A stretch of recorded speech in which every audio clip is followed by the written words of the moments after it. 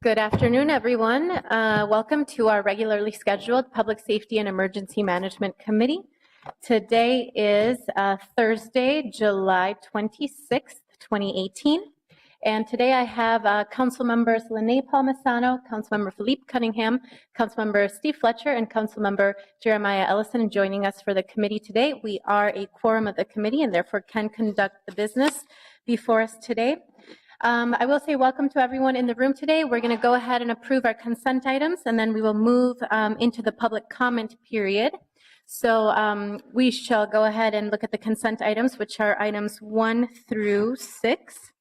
We have a gift acceptance from the Annie E. Casey Foundation for travel-related expenses to the Juvenile Detention Alternatives Initiative Deep End Intersite Conference.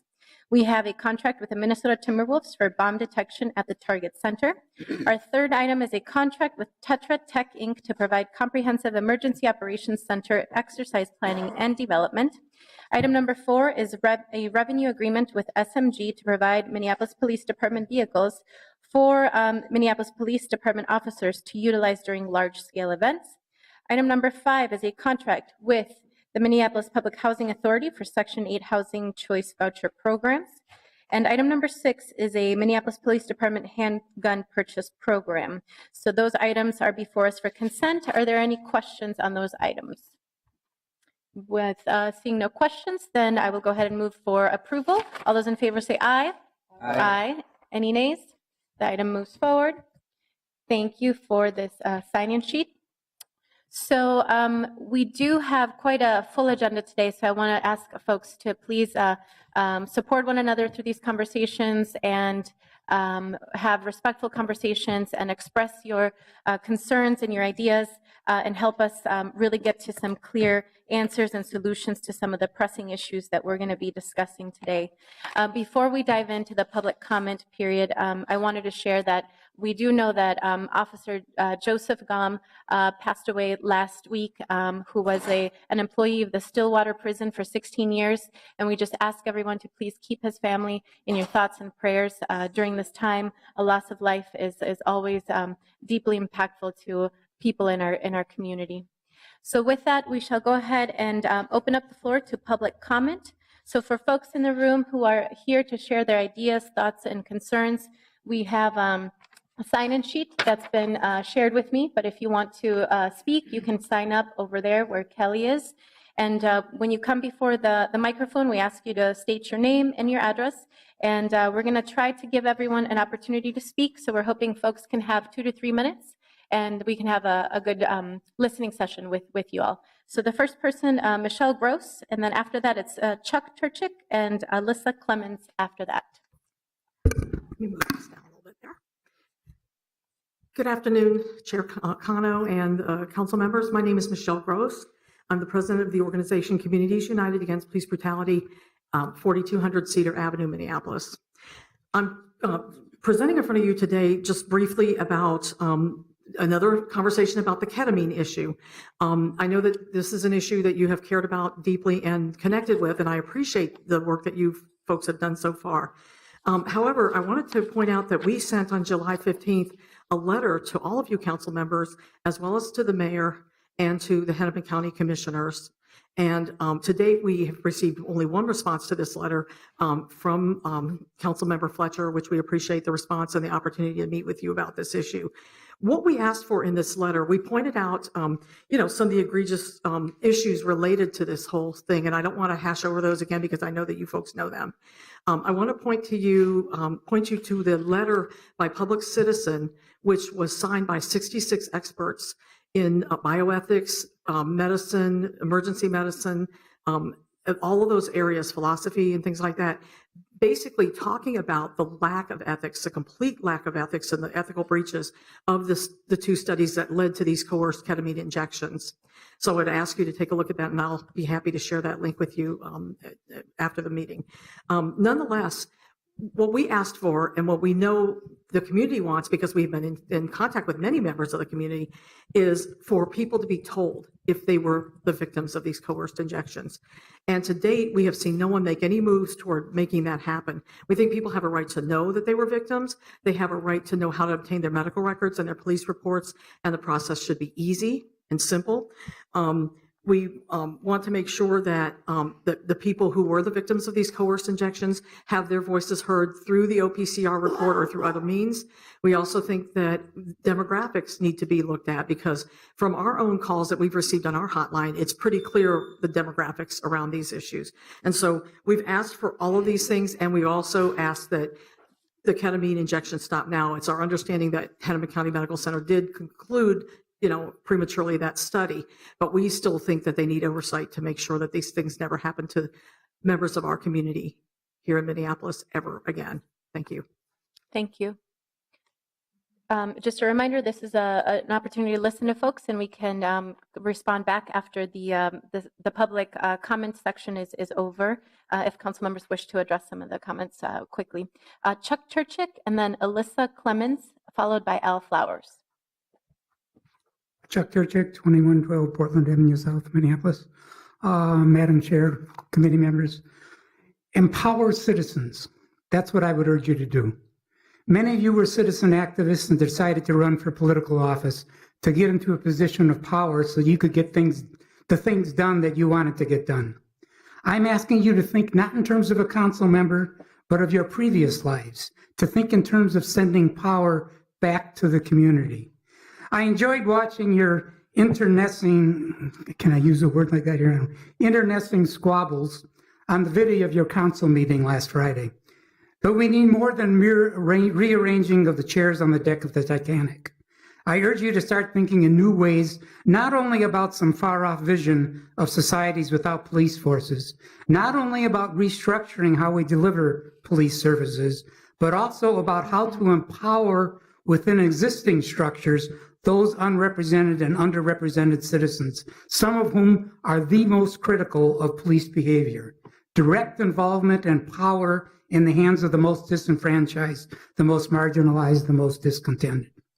And us versus them mindset is rampant. Divisions are far deeper and far more widespread than many believe. We, more importantly, you, need to begin thinking in new ways of empowering not public officials, not moving power from one government entity to another government entity, but how do we empower the citizens, including those who are the harshest critics of the police? We need not a citizens academy, but a citizens police department. For example, we need to involve citizens at every level of police academy training, in the actual training of officers, and to periodically follow up directly with those officers once they're on the force. We need to give citizens a role in the hiring of police officers. We need to open up the police accountability process. If need be, we need to fight hard to change state laws to enable that. If we're going to bridge the divide, and I think that without bridging that divide, we're kidding ourselves that we're going to get segments of the community to trust the police and the police not to generalize about and to fear certain community members. If we want to bridge that divide, we're going to have to really empower citizens. Thank you very much. Thank you, Mr. Turchick. Alyssa Clemens, followed by Al Flowers, and then we will have Jamar Nelson.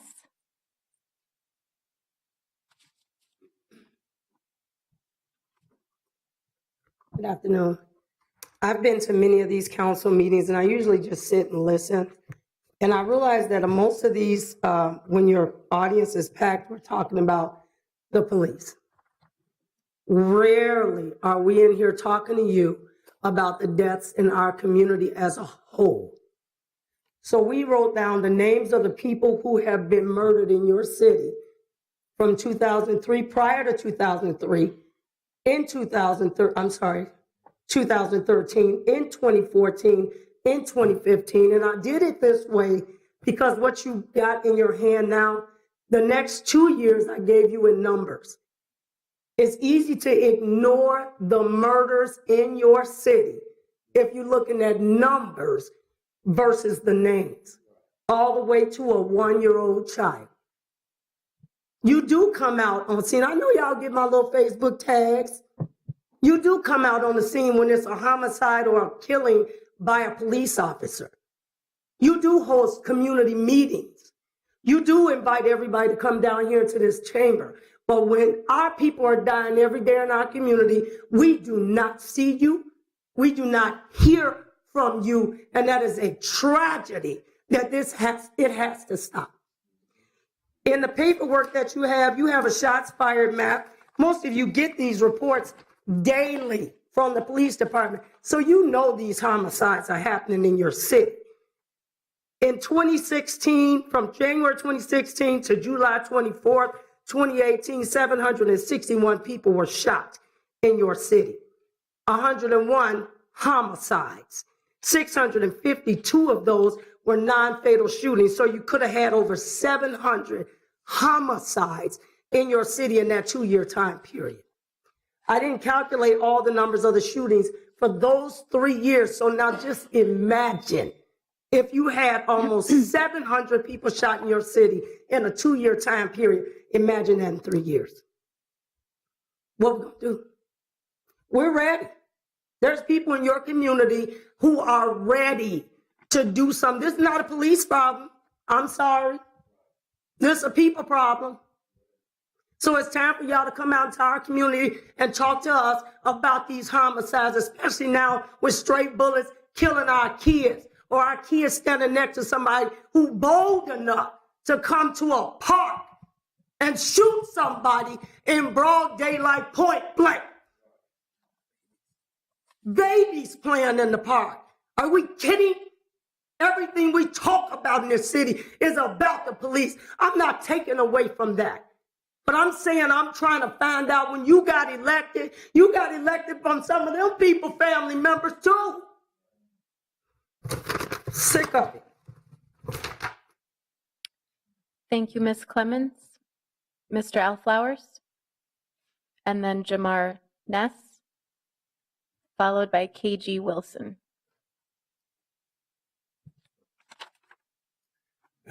Wow. I almost don't speak because she should leave it at that.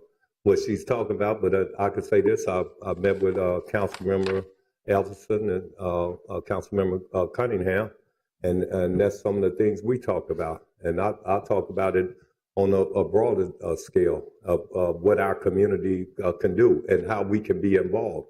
And what I said yesterday, I put a couple of posts out, and I'm talking about listening to the people who live in Minneapolis, and don't get caught in social media while people all over the state is weighing in on our situation in Minneapolis, and it gets confusing.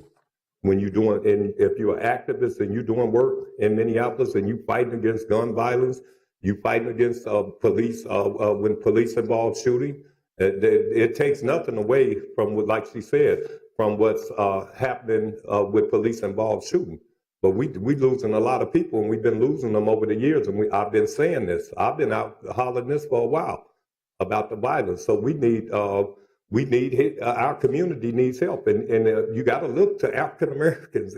Those are a lot of African American bodies, descendants of the slave. I keep saying that, descendants of the slave. That's who I am, and I keep saying that we need help. We've been needing help, but we can't seem to receive the help because if something like a police involved shooting, it takes we focus on that more because we should focus on that. But we should be focusing on a lot of babies getting killed. And somebody got to have the conscience to say, we're going to let y'all change it. And it have to be within us, like she said. It have to come from our community.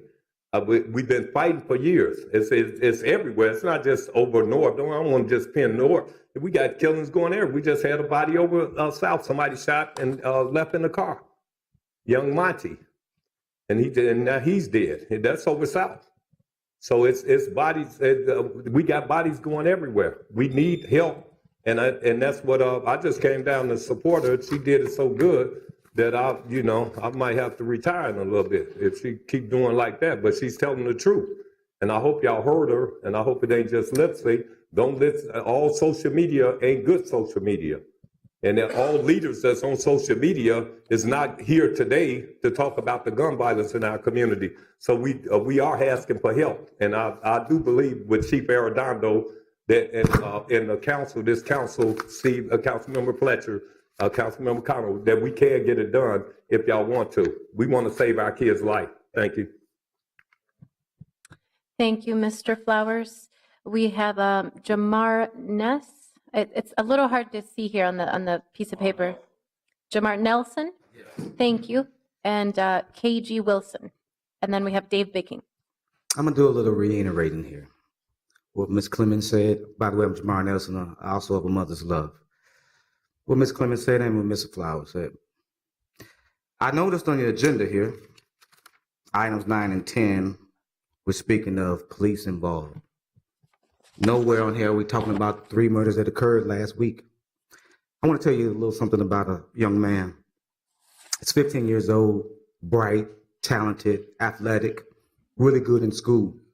He was at the park on Sunday, 30 feet away from where the young man was killed. That young man's name is Jamar Nelson, my son, at the park, as he does every Sunday. Had nothing to do with the heinous crime that was committed. And yet, I could be standing here under different circumstances crying about the death of my son. Councilman, we implore your help because that's exactly what you're elected for. It is imperative that not at every crime scene, but that you show up on some crime scenes for comforting, for visibility. It's not okay to do work behind the scenes all of the damn time. Sometimes we have to know where you stand. You can't very well come ask for our vote during an election year and not be around when times get tough. That's what you're supposed to be there for. We're community. We elected you to represent us.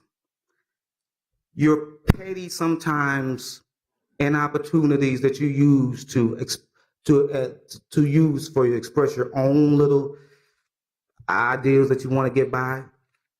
That's okay. But what's not okay is not to be attentive to your community, those that were responsible and that elected you. You can't sit here and say that you're doing the will of the people when we can't see you. Sometimes phone calls are important. How many of you all made phone calls during this time to any of the constituents? I know you did. I spoke with you. I looked for Jeremiah. I put a post out. You didn't answer. I put it out directly to you and Kel. He answered. Haven't seen you. Haven't heard from you. You're somebody I voted for. I'm disappointed. You should be out there. You're a part of this community. You're a heart of this community. I'm disappointed. Ladies and gentlemen, I ask that we do all that we can together. It's not just your responsibility. It's the responsibility of community members too. But the onus is on you because you're an elected official, our elected official. So together we can do it if we stop the lip service and put all hands on deck and get the job done. Thank you, ladies and gentlemen. Thank you, Mr. Nelson. We have somebody next in line, KG Wilson, and then after that we have Dave Bicking.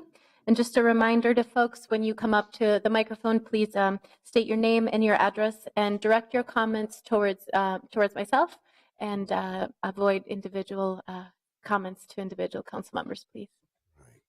KG Wilson, also with Mother's Love, spokesman for Minnesota United in Peace, Inc. I've been a 15-year peace activist, boots on the ground in the community for 15 years now. I'm very concerned about the recent violence and some of the past violence over the years. It's sad to say that I agree with Ms. Clemens and my team who came here today. We are out in the community. I don't know if you guys know about it, Mother's Love, from 10 to 2 in the morning, downtown Minneapolis. You're talking about a time when people come from all over to, I'm going to just tell the truth, get high and party. We've seen so much violence downtown, drug abuse, young people, homelessness, people, young children, young youth that were out there beyond curfew time. Just a mess, just a mess. As far as the violence, being at probably 95, I say, percent of all of the homicides in the last 15 years, doing the vigils and the funerals, I just ask of my new appointed councilmen to make your presence felt.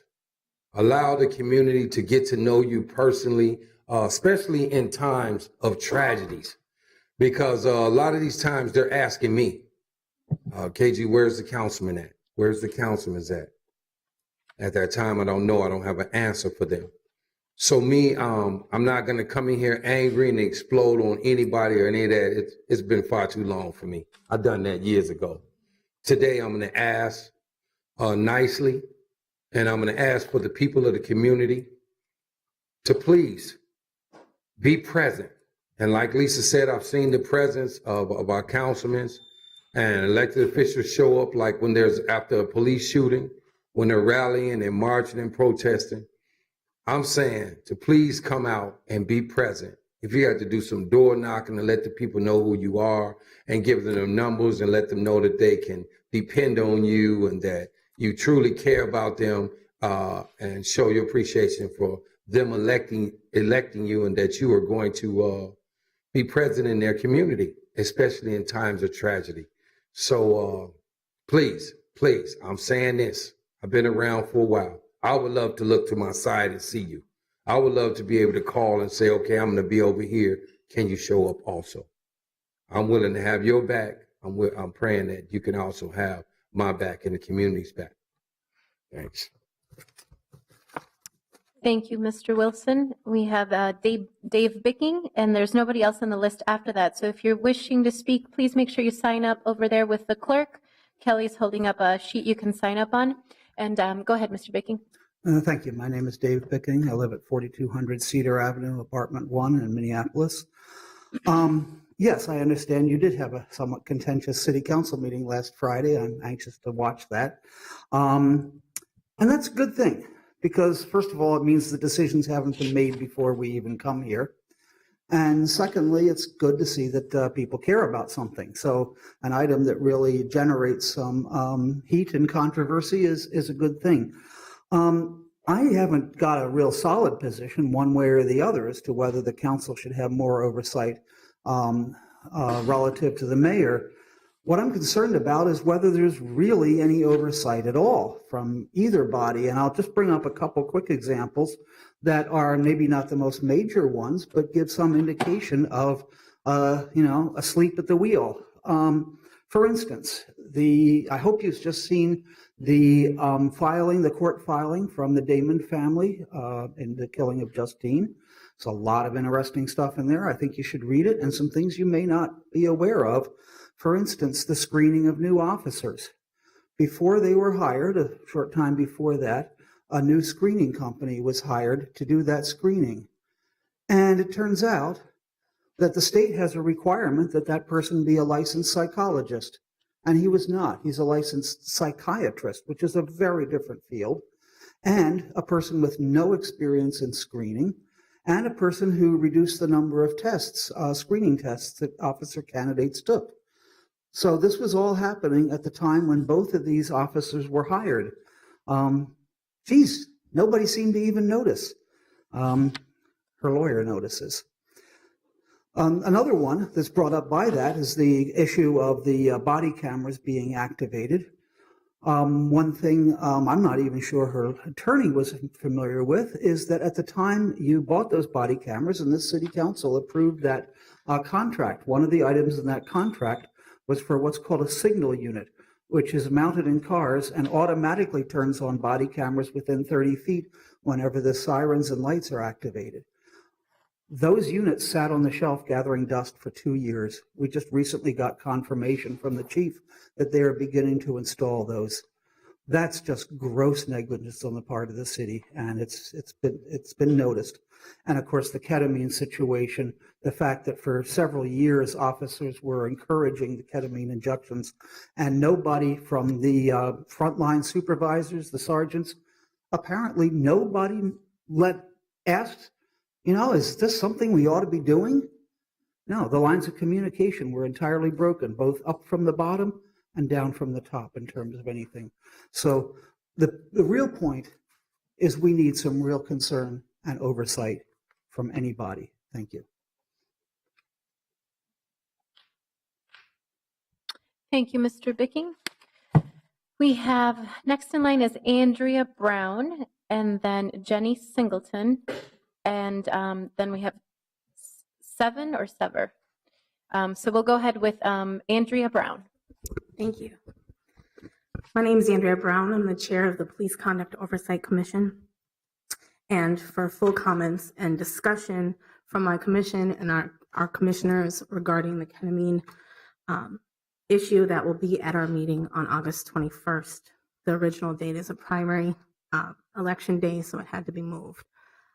So I just wanted to invite not only everybody sitting in front of me, but everyone in this room, everyone watching on TV, to come to our meeting. Encourage you to do so from 6 to 8 p.m. on August 21st, tentatively scheduled.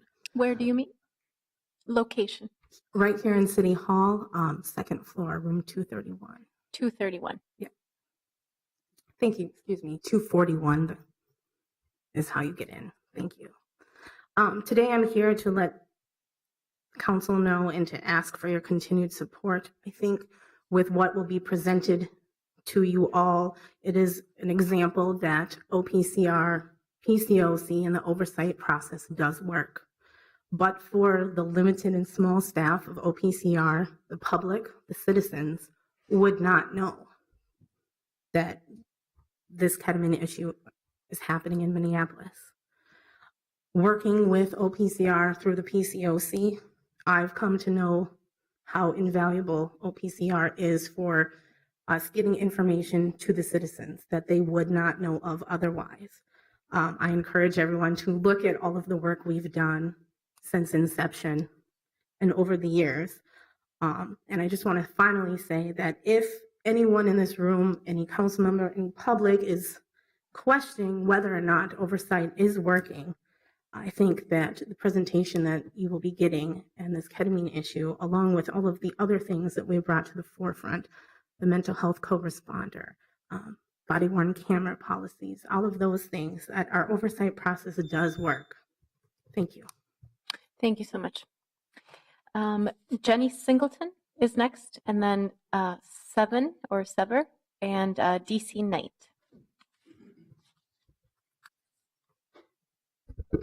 Thank you, council members. My name is Jenny Singleton. I'm the vice chair of the Police Conduct Oversight Commission, and I live in South Minneapolis. I'd like to echo the comments of Chair Brown. My comments are in relation to the ketamine report that you'll be receiving later in this meeting. And first, I just want to acknowledge that I am troubled by the reports that I've seen about the use of ketamine by Hennepin Healthcare, and I'm heartened to see the complaint filed by a public citizen with the FDA and the Office for Human Research Protection, and I'm anxious to see the results of an investigation. I'd also like to commend MPD for quickly issuing a policy clarifying that MPD should not be directing medical assistance, and I think that that was a very appropriate response. But the heart of my comments are to echo what Chair Brown said, that this, I think, is a very good example of how the oversight system should work.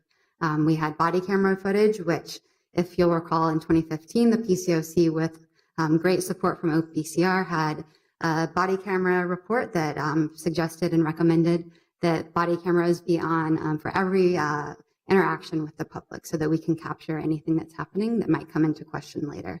And we saw that this is an example of the type of evidence that you can get when you have that body camera footage available. We had legal analysts with OPCR doing routine reviews of body camera footage, which is something else that the PCOC recommended. And you had them find something that seemed not quite right and then investigate that as they should. And then you had the OPCR sharing those results and drafting a report so that we could have greater transparency and public accountability and really bringing those issues to light. So I think the short end of my comments are just to ask that the council continue to support the work of the OPCR. and continue to make sure that they're available to bring those types of issues to light for the public of Minneapolis. Thank you. Thank you. We have somebody named Seven or Sever. Sorry, I can't quite see it. Hello, it's Seven. Thanks for the time. I'll be real short.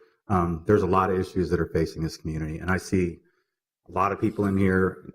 I feel some serious love, and I feel some serious love. That's what's driving all this. It's not, there's a lot of anger there, but in the end, it's love. So I just want to encourage the council to go back to basics. There's a lot of things that are going on in our community. They're so basic. I mean, sanitation, like it's basic. And I don't really feel there's a focus on just those fundamental life quality that will empower people to feel like you guys care. It's just pretty simple. Thanks for your time. Thank you. And we have one of our MPD leadership team members here. So if you would like to go ahead and just introduce yourself. Good afternoon. Introduce myself, Deputy Chief Art Knight, Chief of Staff. So just wanted to thank Councilmember Cano and also for this council members for giving me a couple of minutes. Chief Arredondo just wanted me to reach out and inform everyone I'll be the liaison for the council members to the chief's office. So if there's any questions, concerns with policy and moving forward, to be able to contact me for information you guys should get. So just thank you guys for giving me a minute. Thank you. Thank you so much, Deputy Chief Art Knight. We are very glad that you're here, and we definitely need to be able to lean on you guys more in our side of the hall, and we're happy that you're going to be able to play that role moving forward. So thank you for clarifying that. Thank you. Look forward to it. So this was the last person on our list. Are there any more folks who would like to speak today? If not, then we will go ahead and close the public comment section of our agenda today. So all those in favor in receiving and filing the comments from the public today, please say aye. Aye. All those opposed, then that moves forward. Yep. And so now if there are folks who want to speak and share your thoughts or comments to the public, we can do that for a few minutes. And I also wanted to say that we have been joined by Councilmember Jeremy Schrader. So we have speaker management is up. So if you can please, okay. So I'll try to keep my eyes on both your tags and speaker management. So we'll go with Councilmember Cunningham and then Councilmember Ellison. Thank you, Madam Chair. I wanted to take a quick moment. Folks had to head out from the community to go back to the work that they're doing. But I just wanted to say thank you to the folks who came from the north side to be able to speak right before this whole council. We have a lot of issues in North Minneapolis that we just kind of hold on our own. And so I really appreciate folks coming here and speaking that out to all of the council members. This is a perfect example of me as a council member wanting to invest in community-based strategies that are working. And so as we are turning towards the budget, I ask my colleagues as well as the mayor to please take into consideration community-based investing in community-based public safety strategies. And I definitely hear what folks are saying. I have been out to several crime scenes. I've been out door knocking and still growing into it. And I will be transparent that it's still growing and scaling to be able to hold all of that in this work. And so I will continue to grow and stretch and be present for the community to be able to know I'm a more behind the scenes person, but this has been a good challenge for me to step out more, get off the phones and actually be out in community more. So just wanted to say thank you to folks, a mother's love as well as Mad Dad. So thank you. Thank you. And now Councilmember Ellison. Yeah, I just wanted to also thank folks for coming out. Lisa Clemens and Al Flowers have been doing some pretty important outreach work for a long time, and they're not alone in that. But I didn't want to push back on the narrative that people only show up for police shootings. As Councilmember Cunningham said, him and I have both been at various crime scenes. I was at the crime scene for the shooting that happened just this past week, and people are gathering and people are out there. Religious leaders are out there. it might not get the same kind of the public mourning and the public response, the community response might not get as much sort of airtime and as much ink as the actual shootings themselves.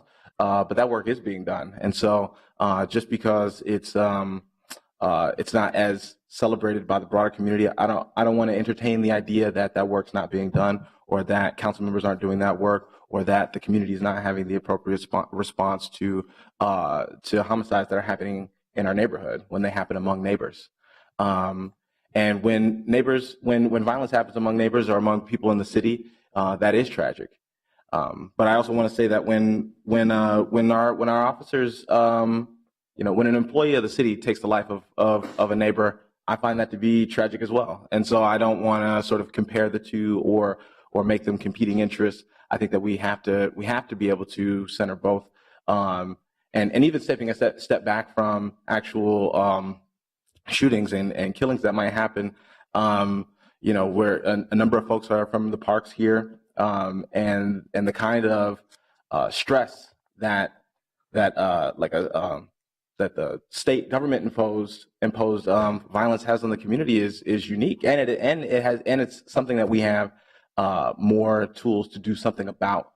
So I both wanted to thank the group for coming out, but I also wanted to name that Councilmember Cunningham and I are out in the community, and I wouldn't describe our actions as being behind the scenes. I think that we're pretty forward facing.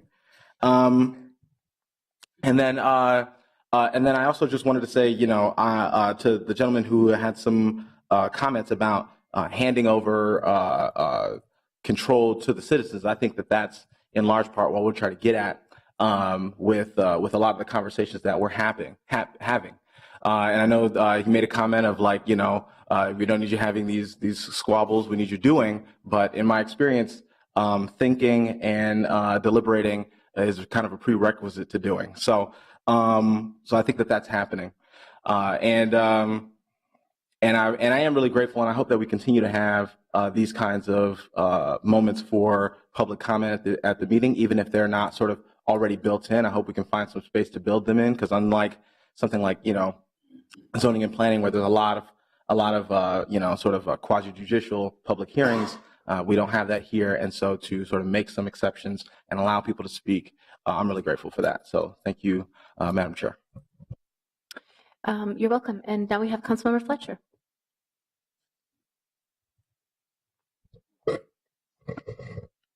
Thank you, Madam Chair.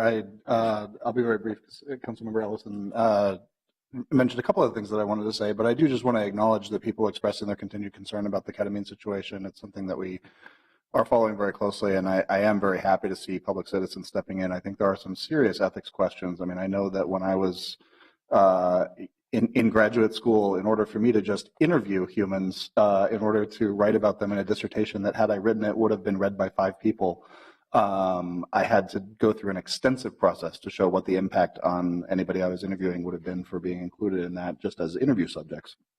So the idea that they were able to get clearance to do this kind of experimentation on the street seems extremely surprising to me, and I really do want to hear a lot more about how that worked and how that played out. I think just to echo Councilmember Ellison, I think the importance of really thinking about how do we engage people more, including these public comment periods here. I so appreciate people showing up and being engaged enough and caring enough to really talk about the issues that our city is facing in public safety. I think that's very important, and I think it's very important that the debate about the proposed charter amendment not be about one boss versus 14 bosses, but really be about the 422,000 bosses that the police need to be reporting to. I think that's really the important thing. And what's the arrangement that creates accountability? And part of that is a strong PCOC that has the ability to do oversight, and part of that is strong opportunities for public comment and for public debate that's visible. So I think that's the considerations moving forward, and I appreciate everybody being a part of that process here today. Thank you, Councilmember Fletcher. Thank you for everyone for everyone that came here today. We will continue to have conversations about how to schedule this kind of public comment period in our meetings. We meet once a month. It's never nearly enough to handle and manage all of the work that comes our way on public safety. So we're looking at what kinds of changes the committee would take on next year. We do want to just express that as the committee chair, I welcome your comments outside of this meeting as well. You can reach my office by calling 673-2209, and I'm happy to meet with folks to talk more about the work the committee is leading and the types of policy reforms we want to see and are exploring. Some of them are ready for prime time, such as when we talk about them here, and some of them are being developed, and so that's a good way to shape initiatives and ideas when council members are still doing the work with staff and with the police department and other stakeholders to have the intended outcome that we're hoping to reach with our community members.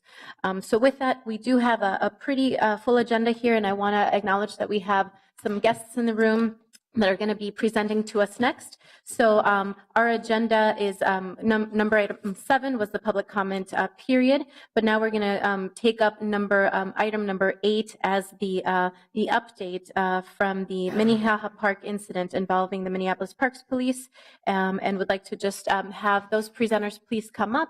We have Superintendent of the Parks, Mary Merrill here. We have Chief Ahado from the park boards as well, and we have the park board president, Brad Bourne, who are here joining us to talk to us about the incident. Some of our council members heard about the incident and would like to understand more about what took place, what's being addressed, how, and how can we work together to improve the safety of all of our residents, regardless of where they might be in the city.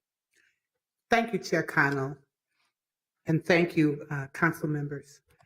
I'm here this afternoon to share with you an update on what actions we have taken since the July 10th incident in Minnehaha Park, where 2 park officers detained 4 youth in response to what turned out to be an inaccurate 911 call, reporting that youth had knives and a gun. Upon arrival, one officer unholstered his firearm and pointed in the general direction of the 4 youth. Once officers, however, determined none of the youth had weapons,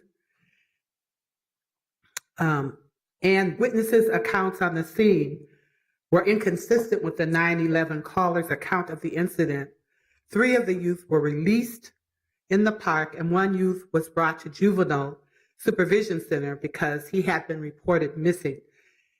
By the end of the evening, all 4 youth were home with their families.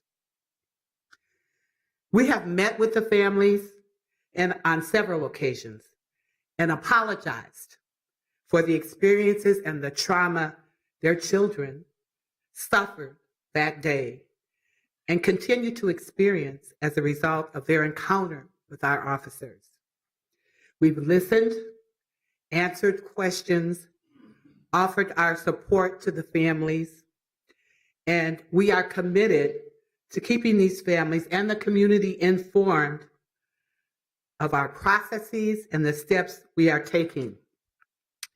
We launched 2 investigations, an independent employment investigation into the actions of the park police officers and a criminal investigation into the validity of the 911 call. On July 12th, our human resources hired outside third-party firm Basford Ramalli and Lockridge Grindle Nuan, PLLP, to collectively conduct an independent investigation of the incidents to determine if park police policies, procedures, and laws were followed. We anticipate the investigation report may be received within a week from now, and then potential corrective actions can be considered. The investigation into the 911 call began regarding the incident, the July 10th incident at Minnehaha Regional Park. And on July 20th, our park police submitted the criminal case to the city attorney's office for review and possible consideration of criminal charges. Yesterday, we learned criminal charges will not be pursued because according to the city attorney's office, there was insufficient evidence to confirm the identity of the 911 cell caller. We believe reporting false information puts people's lives in danger, and any person reporting false information should be held accountable. With the city attorney's conclusion of their review into the investigation yesterday, the Minneapolis Emergency Communications Center released the 911 call transcript from this incident. And the Minneapolis Park and Recreation Board is committed to transparency. And as a result, we are reviewing how to release the body cam video of our officers in compliance with Minnesota state law. Finally, Minneapolis parks are for all people. I mean everyone, especially our children. So park commissioners, recreation, and park police have worked to provide safe and welcoming experiences for our youth for more than a century. And we take that legacy very seriously. We do not condone violence in any form by anyone in our parks. What happened July 10th at Minnehaha Park does not reflect our organization's mission and our obligation to serve youth and families.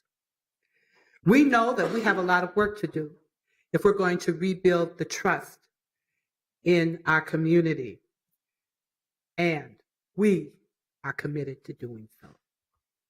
Thank you. Now, Chief Ojeda will come and present some information about Park Police. Thank you, and we will reserve our questions till the presentation is complete. Chair Cano, council members, thank you for the invitation today. My name is Jason Ojeda. For the past 5 years, I've been the Park Police Chief, and I'm a 22-year employee of the Minneapolis Park and Recreation Board. What I prepared for you today is an overview of Park Police operations in general. I think maybe after that overview and after President Bourne has the opportunity to speak to you, I would be happy to stand for questions, maybe questions more specific to the Minnehaha Park incident.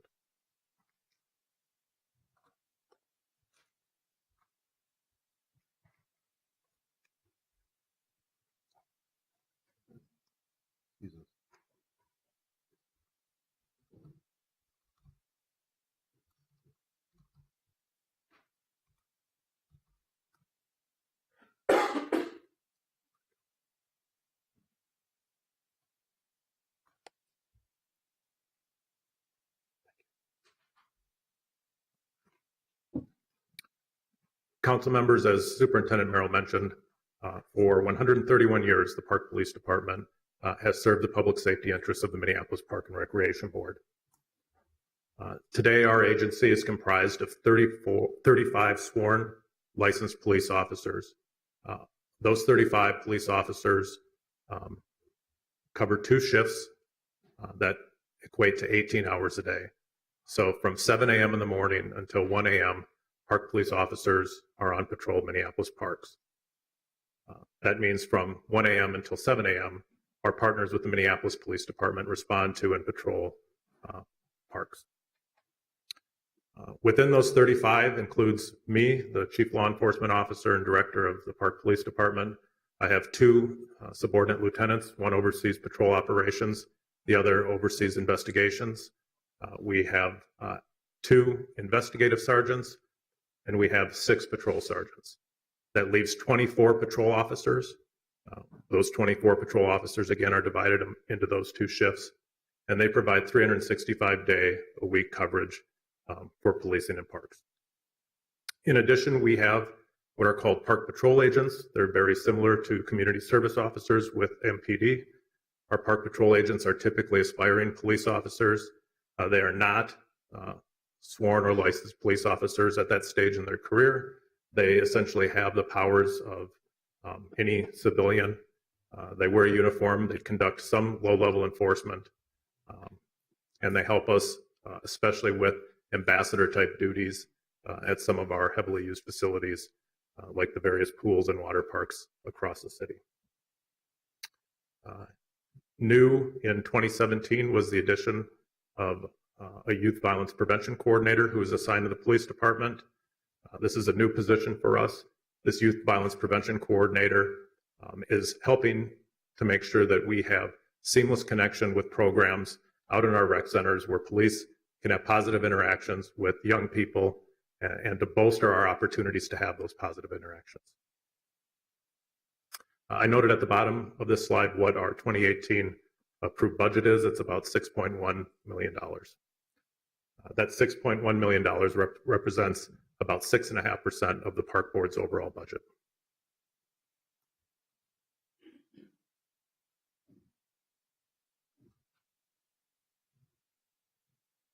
The Park Police Department and the Minneapolis Park and Recreation Board believes that safety is an essential component of successful parks. Having safe parks is the result of relationships between law enforcement and especially our recreation field staff. So this slide gives you a snapshot of a few important numbers, but I think that there are two that really stand out to me. In Minneapolis, parks make up about 18% of the total geography of the city. Only 2.1% of all Part 1 violent crime in the city takes place in parks. That equates roughly to about 100 incidents a year. The other stat that I want to point out to you is the number of stops that we make in to our recreation facilities and centers. This slide from 2016 represents 5,100 stops where police officers proactively parked their car, got out, went into rec centers, and interacted both with the people who are attending those centers, but very importantly with our recreation staff. So we do conduct some criminal investigations. We only have 2 full-time investigators. We rely on MPD for all complex secondary investigations. So if there's a homicide, a brutal sexual assault, those cases which take a lot of expertise and a lot of training, the Minneapolis Police Department takes on. For investigations that would typically fall to, let's say, a property crimes unit within the precinct, many of those cases come to us. We are also able to sometimes look at cases that would otherwise be redlined and adopt those cases if we think we have the ability to do a little extra work on those. In 2016, there were over 2,100 cases that were routed to Park Police for review. Many of those cases, 338 of those cases, were assigned for secondary investigation.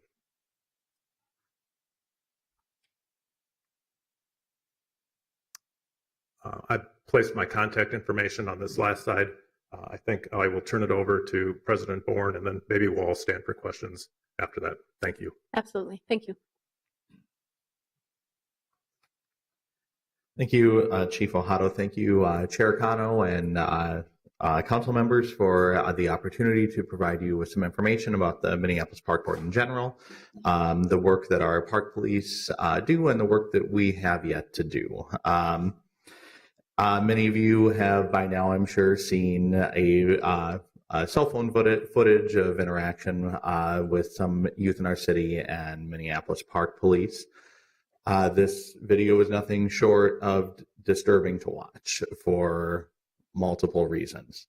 One of the, regardless of the outcome of the procedural investigations that Superintendent Merrill talked about, anyone watching that video can tell that something is wrong. And Chair Cano, Superintendent Merrill, Chief Ohado, myself, and the entire Board of Commissioners hold all of the employees of the Minneapolis Park Board, regardless of the job function that they do or the uniforms that they wear, to the highest standard when it comes to interacting with our children.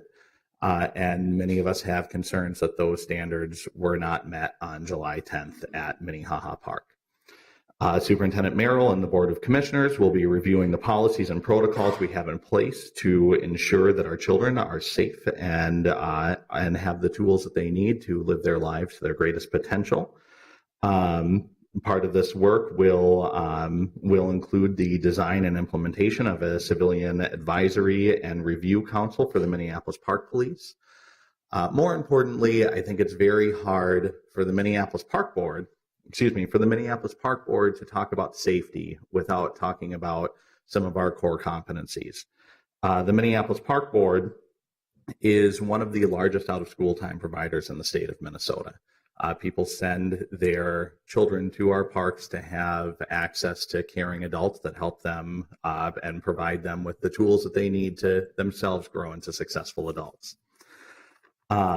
Just 2 years ago, Chair Cano, Councilmember Palmisano, you were both very instrumental in helping the Minneapolis Park Board close a severe deferred maintenance gap on a lot of our infrastructure for things that we had not invested in for decades. Not a single dollar of that funding went towards an hour of after-school time programming or towards a single football lesson or a single arts program in the parks. It was very interesting that one of the key things when Superintendent Merrill and Chief Ojado had met with the families of the youth that were detained, one of the things that they had asked for was for additional programming and additional opportunities for their children to be engaged with caring adults. Superintendent Merrill is currently in the process of preparing a budget that addresses the deferred investments that to our city's youth in the same way and in the same urgency and the same diligency that our previous partnership with the city of Minneapolis did to invest in our deferred infrastructure. So you will be seeing that proposed budget from the superintendent in the days and weeks ahead. And investing in our city's youth is a much stronger deterrent for safety, we believe, than putting more officers on the streets. While there is a component of our departments that absolutely keep us safe, the best deterrent are opportunities for youth employment, there are opportunities for youth engagement, there are opportunities for youth recreation. And so we are grateful for the partnership that we have with the City Council in doing that work. And with that, Superintendent Merrill, Chief Ojado, and I will stand for any questions that you have. Thank you, Park Board President Bourne, and thank you, Superintendent Merrill, for being here, and Chief Ojado for perhaps coming off of vacation early to be here today. We do appreciate you coming before us to engage us on this topic, which a few of us heard about, and I think, you know, stepping up to really present this information and be really clear and transparent about what's going on is important in these times. So we have on cue Councilmember Palmisano. Thank you, Madam Chair. First, just a couple quick comments, Superintendent. I so appreciate your serving in an interim basis here, but I am struck by your deep interest in taking care of this head on. Thank you for coming. Thank you for sharing this with us. I applaud you. Second, Chief Ojado, I appreciate knowing more about the structure of your department. That was something I didn't know. Something I've always wondered is if park officers are staffed similar to Metro Transit Police, where there are part-time people that are taking on shifts perhaps from other departments. And from what you've shared with me, with us here today, I don't believe that that's actually the case. It seems like this is the complete full set of your department, if I'm correct in that. Right. I would appreciate knowing more about the structure of how you work with MPD, particularly as we enter this conversation about how police report in our city. Could you just share a few words on how you work with Chief Arredondo and your officers interface with Minneapolis police officers? Sure. So, Chair Cano, council member, our relationship with the Minneapolis Police Department is very close. As a 35-person police agency within Minneapolis, you know, we are a minnow in the ocean. We cannot do this alone.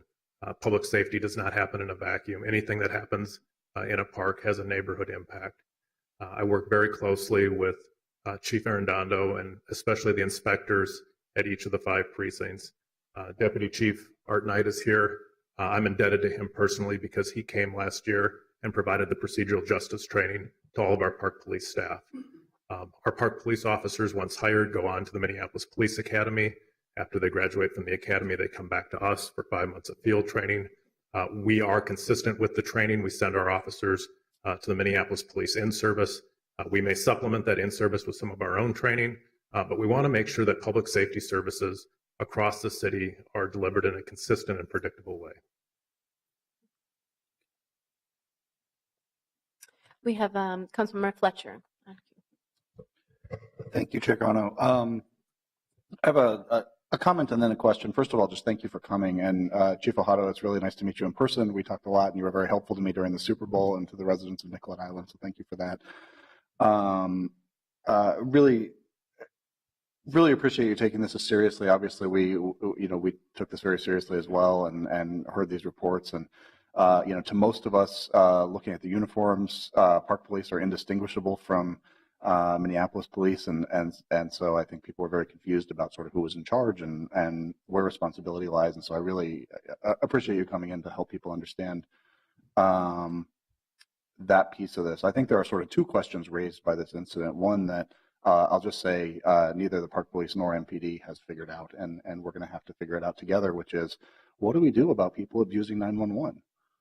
How do we move to a place where when people are calling 911, identifying someone as suspicious based on racial biases and not based on facts of actual crimes being committed, how do we appropriately respond? Because it is not okay that we're responding aggressively in those cases, but we also don't want to not take seriously actual emergency calls. And so the task and the position that puts the city and the park in of figuring out, what do we do in those cases? I mean, obviously there's things that we can do on our end, but I also think there has to be a public communication and an acknowledgement of the seriousness of making 911 calls and of making reports, so that we aren't seeing the volume of calls that we're seeing about suspicious people. I know personally in my own experience, when I've run canvases on the north side, we would have people get called.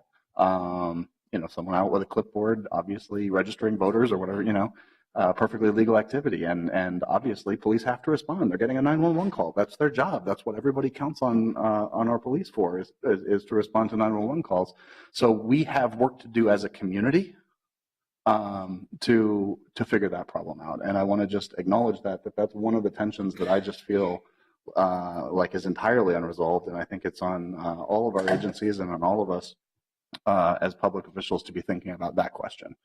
And how we're going to proceed with that. And really to call on our community to be responsible in how we engage with our neighbors, to make sure that everybody's clear that our values are that everybody is welcome in our parks and that everybody's treated that way. So thank you for articulating that value. I think that's very, very important for people to hear, and I want to echo that and make sure that that's clear.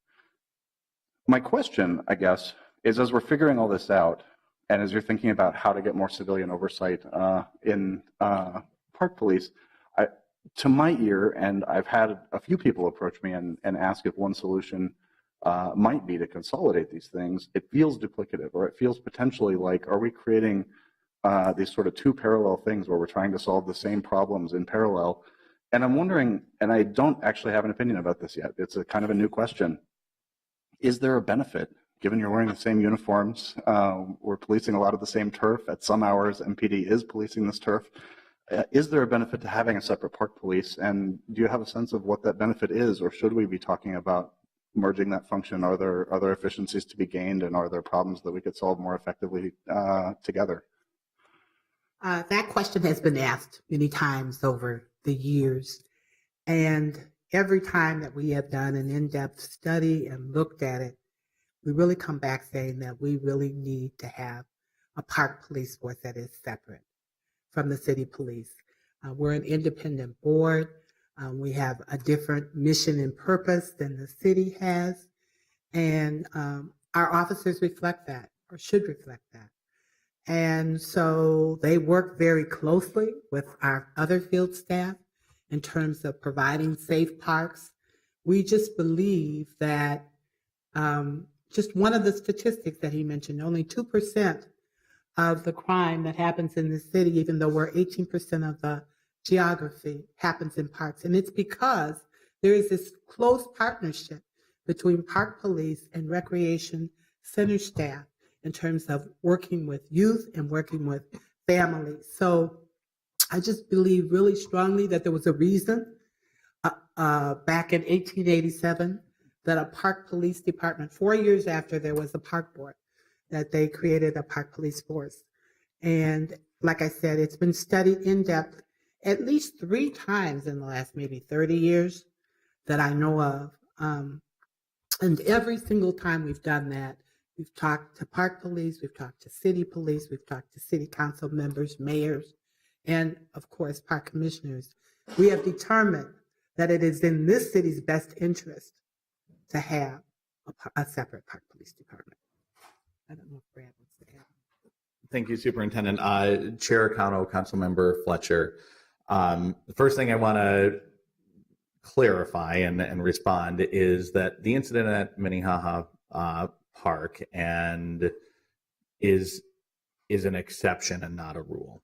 And it's difficult to say what I'm going to say without first clarifying that that is an exception and not a rule, and that exception does not meet our standards for our standards of excellence with interacting with children. The Minneapolis Park Police are fundamentally different. As Chief Fajardo pointed out, just the proportionality of incidents that happen also allow our officers more time in our neighborhood parks to get out of their cars, to talk to children, to know a lot of the families and problem solve beyond proactively problem solve instead of having to react. And one of the ongoing concerns is, the last thing we want to do is criminalize youth. And our officers have a different mindset when going into, keeping in mind our rules and not our exception to our rules. Our officers have a different mindset when they respond to calls, and oftentimes their first response is, how do we not arrest somebody, and how do we not create a criminal record that will then follow somebody for the rest of their life. And my own personal concern would be if there was a consolidation of our forces, would MPD have the same time when they are responding to a lot more, while our officers do put themselves in harm's way every day, but they're responding to more dangerous calls in a higher frequency and just don't necessarily have that time to problem solve that our Minneapolis Park Police do. So I think that is it's core to our mission. Maybe just a little anecdotal on park policing. I started my career as the center director at Powderhorn Park and learned firsthand the importance of the relationship between the park director and the park police.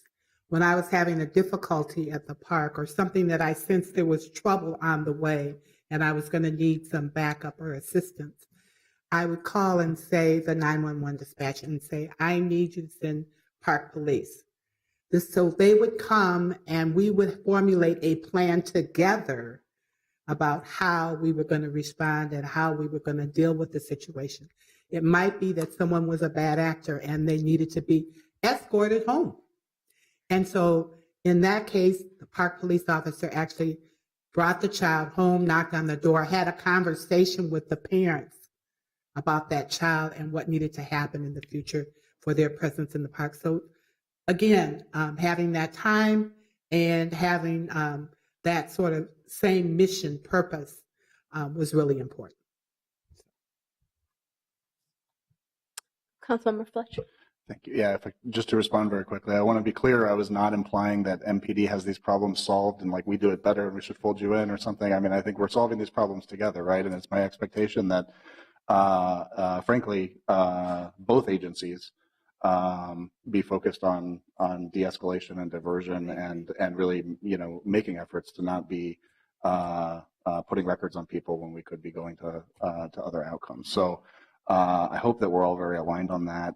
But I certainly think that if if the argument is that the park police is an investment in diversion strategies, is an investment in avoiding arrests for juveniles in our city, that is certainly a compelling argument. So I think as we continue conversation, I appreciate that focus, and I'm obviously glad this is an exception and assumed it was.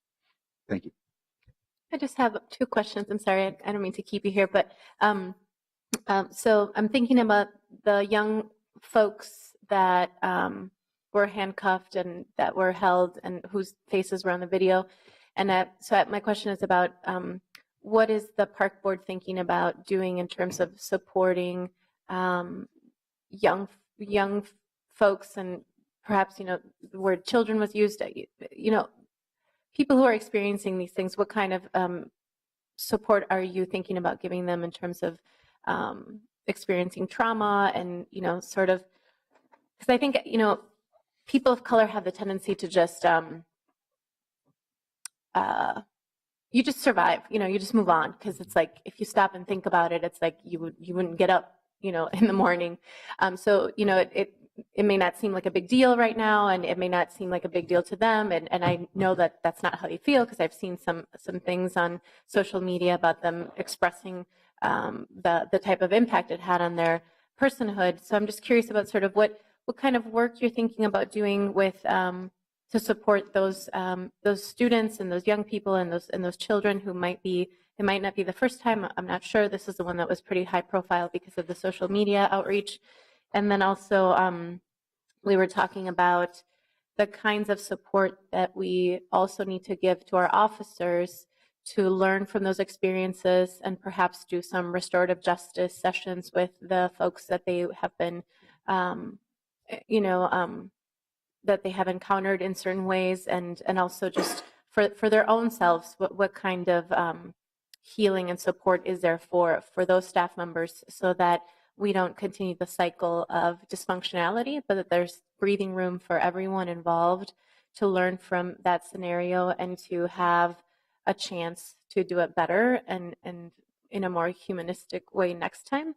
So I'm just curious about kind of those 2 buckets of work and how you're thinking about addressing them, or what kinds of conversations you're having about training and response and holistic self-employee and holistic park usage, As I said before, we have been in conversation with the families in terms of, and have offered, first of all, of course, our apology, but more importantly, what is it that we can do? What can we do to help the families through this very difficult time? Their response was, we need programs for our children. We need our children to be engaged. There's not enough for them to do where we live. And so that's something that we're about trying to figure out how we're going to increase services in terms of recreation program services in that area. Services beyond that, we're trying to be sensitive to the families and to any cultural kind of norms that need to be honored. So we have really been trying to listen very closely to them, stayed in contact, and we are still in contact with the families in terms of making sure that they, number one, were able to view the body cam video. Every single parent was. And as well, we've been working with the young people as well, too. So we're again, being in communication all the way through. I would like Jason to talk about our park police and how we're responding from that standpoint of making sure that we have some values, we have some procedures, we have something we call the way we do our work for our park police department, and not demonizing all officers, but making sure that we have best practices and that everyone is moving in that direction. So Jason, if you wanted to respond. I'm sorry, Chief Ohado. Chair Cano, thank you for the question. So I think broadly, I will say we are in the midst of a reform period in policing. We're in the middle of it, not just the park police, but every police officer in this room, every member of this chamber, I think recognizes that. And we don't know what it's going to look like when we get through this period of reform. We will be doing our jobs differently, and we're working really hard to figure that out right now. So I'll start by saying that. The other thing that I would say is that we ask a lot of our police officers. I think, frankly, we ask too much. Every problem that rises to a crisis level in the city falls at the feet of police. We are working within the park board to make sure that police aren't always the first point of contact when there is a disruption involving young people. That, frankly, maybe doesn't need to be a police call. There are other people better suited to have that sort of intervention than police officers. And we need to acknowledge that police can't solve every one of these problems. Lastly, I will say that our relationship with young people in parks is vitally important. Many of the people who are park police officers today started off as kids in our rec centers and got a job, their first job, as an attendant working in our recreation program. And they met park police officers and they developed a pathway to where they're at today. And we need to continue that. I don't have any easy answers for you. I know that these are big issues, and all I can say is we're working really hard to do better. Yeah, thank you for that. I just want to express that, as the city and as the chair of this committee, we would really love to be able to be partners in that work, to both be able to understand how to better work with our police officers and provide them the support they need to be their full selves and be welcoming of all of our community members in light of a lot of pressures, as well as supporting the community residents who are sometimes, for communities of color, low-income communities, bearing the brunt of negative interactions with our officers. So we want to be a resource to you, a partner in that work. I do want to offer that we have our city coordinator here, Nuria Rivera Vandermeid, who can help think through some connections with our recast program, which works with communities who are healing, building their resiliency and addressing trauma, historical trauma. Our police officers very well over on our end of the spectrum, and they're doing work with them too on holistic support so that we can have officers who are addressing issues of PTSD and other issues in the workforce. So we do want to have a very wholesome conversation about what it's going to take to get us to a better place. So thank you all for your gracious time here today. Yes. Can I add just one more thing? I wanted to share with you a program that's been going on for a bit of time, but it's currently going on. I think it's called Safety Camp. And at Safety Camp, we have police officers, firefighters, who else participates in that? And the recreation staff. And they have a week-long camp experience, but in plain clothes. And they work with those young people. They fish, they learn all about safety, all kinds of issues. But on that last day, they have a dinner for families. And then those officers and those firefighters all wear their uniforms. And those young people get to see for the first time that they have been working very closely with our police officers and with our firefighters. And it is an amazing experience. It's amazing that they determine that now that they can have a relationship, that these people are, just really, regular human beings. And so I think doing more of those kinds of programs to build relationships at an early age between our young people and our police officers, firefighters, and others people who are designed to work with youth is really a real positive. So little thing I wanted to share. Mm-hmm. Thank you. So, Councilmember Palmisano, are you still on queue or? Okay, so just double checking. Okay, so looks good. No more questions are on our end. Thank you so much for your time. And I know we can keep the conversation going outside of this meeting. So I appreciate your taking the time to come and speak to us.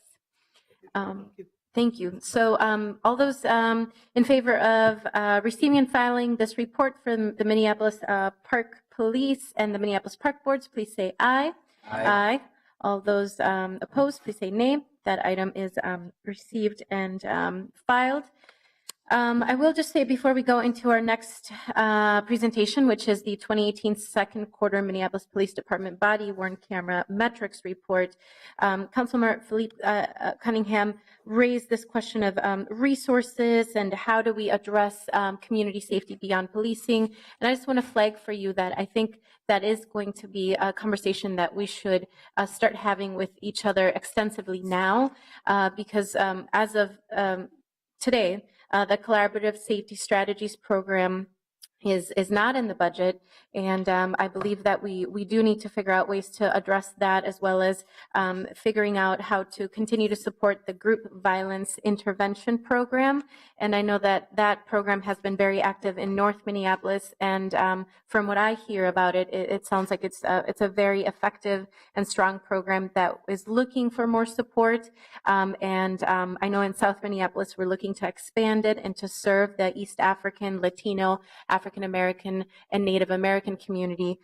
So this question of how do we address community issues that have to deal with safety and with crime, how do we also tie this conversation of economic opportunities and job creation and jobs training to that?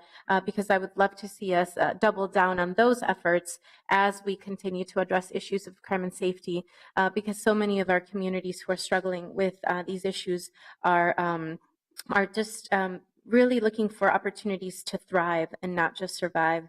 So they're really looking for opportunities to get support on a variety of issues, whether it's a steady, healthy, good-paying job, a safe space to live, a place where they can not be discriminated against and really bring their ideas forward and be able to dream along with us for a better future. So I just want to encourage our committee to also look at ways that we can improve this area of our committee's work by bringing in a robust conversation around jobs training, job creation, and economic development for the areas of our city that I know are struggling. So let's move on to the second quarter. This might not be the second quarter, though. I thought it was the third. Well, we'll have our staff member here walk us through the language here. And so this will be item number 9. So this is the body-worn camera metrics report. Chair Connell, council members, good afternoon. Commander Chris Granger, Minneapolis Police Department. I command the Administrative Services Division, which also includes our Quality Assurance Unit. And I'm going to present to you today quarter 2 body-worn camera metrics. Sign on here.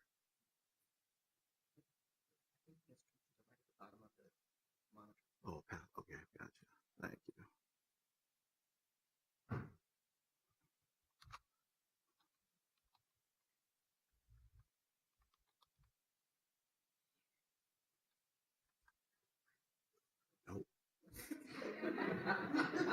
Okay.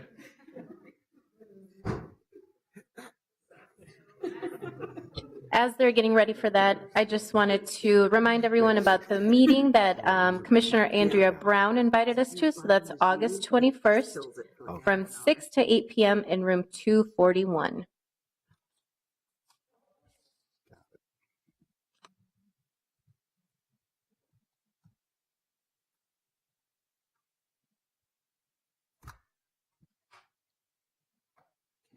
Thank you. We have it on here? Yeah. Okay. Yep.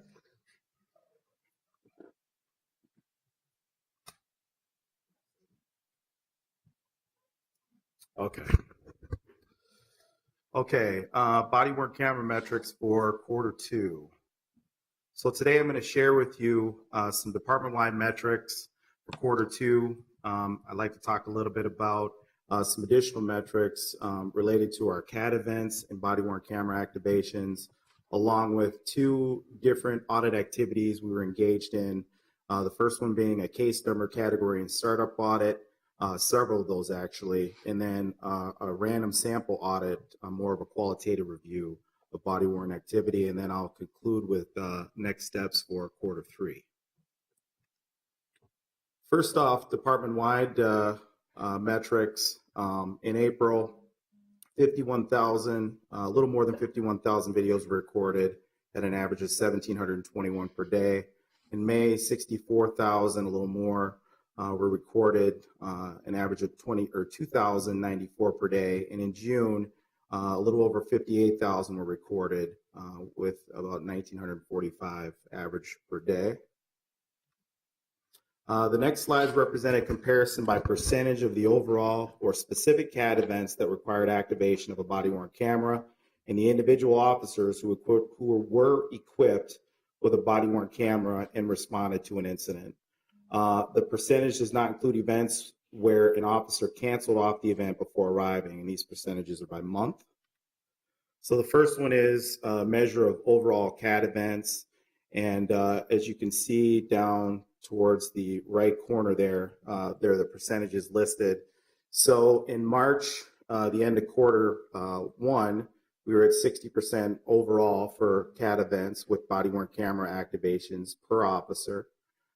In April through June, we stayed at 82% for quarter two, and as of yesterday, we're still at 82% overall. So an increase in that category. Our second metric is traffic law enforcement or traffic stops and officers equipped with body-worn cameras. In March, at the end of quarter one, we were at 72%. In April, 91%. And then in June, 90%. And as of yesterday, 89% is where we're at. Suspicious person calls, our third metric. In March, we were at 62%, the end of quarter one. And we've kind of hovered between 82 to 84% since then, and 83% as of yesterday. And then our last CAD call metric, unknown trouble calls.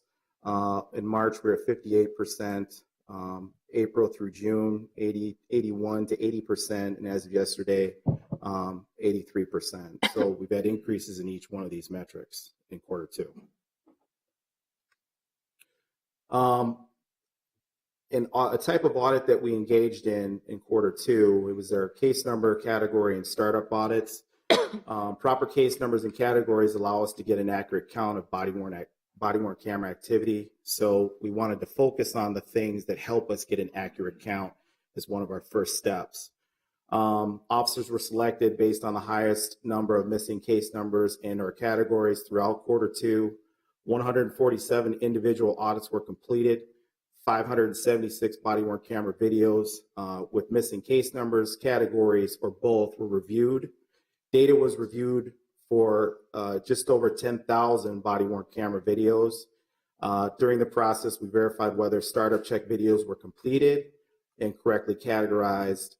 Issues needing correction were packaged and forwarded to precinct inspectors to assign to supervisors to ensure corrections were made at evidence.com, and that conversations occurred to ensure future policy compliance, along with a request for notification to the Quality Assurance Unit when these actions were completed. Auditors then verified that corrections were made in evidence.com and resent the audits back to the precinct if further corrections were needed. Some of the patterns we observed from this work, some of the videos were discovered capturing crime reporting that did not have the required case numbers entered, along with other incidents that were missing case numbers. Case numbers were discovered that were not formatted correctly. Examples of that were missing dashes, extra numbers, typos. Some officers were not doing startup videos for every shift. Startup check videos were periodically categorized as something else. And then 83 videos were determined to be incorrectly categorized as startups. A significant number of videos did not require a case number due to the video capturing a citizen contact, which didn't include allegations of criminal activity or complaints of misconduct, or there was an accidental activation. A new category for citizen contact situations will be added to properly label these videos.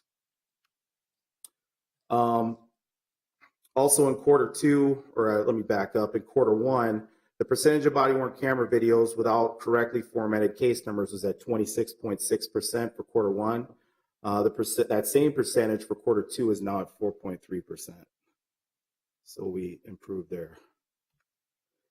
Our second auditing activity that we engaged in during quarter two, we did another random sample from all the precincts of 25 total officers equipped with body-worn cameras who primarily responded to 911 calls from April 1st to June 30th of this year. Random sample, we took a random sample of 10 body-worn camera videos per officer to do a qualitative review. The metrics used were, was there a full 30-second pre-event recording? Did deactivation at the conclusion of the call appear to be appropriate?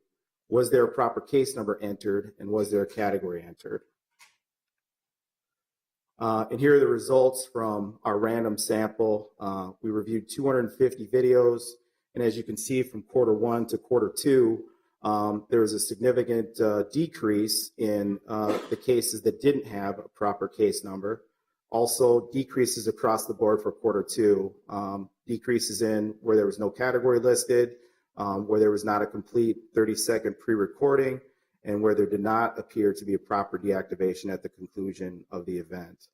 The smallest decrease is in the 30-second pre-recording category. Some of the patterns we observed in this work, some body-worn camera videos didn't have the full 30-second pre-event recording.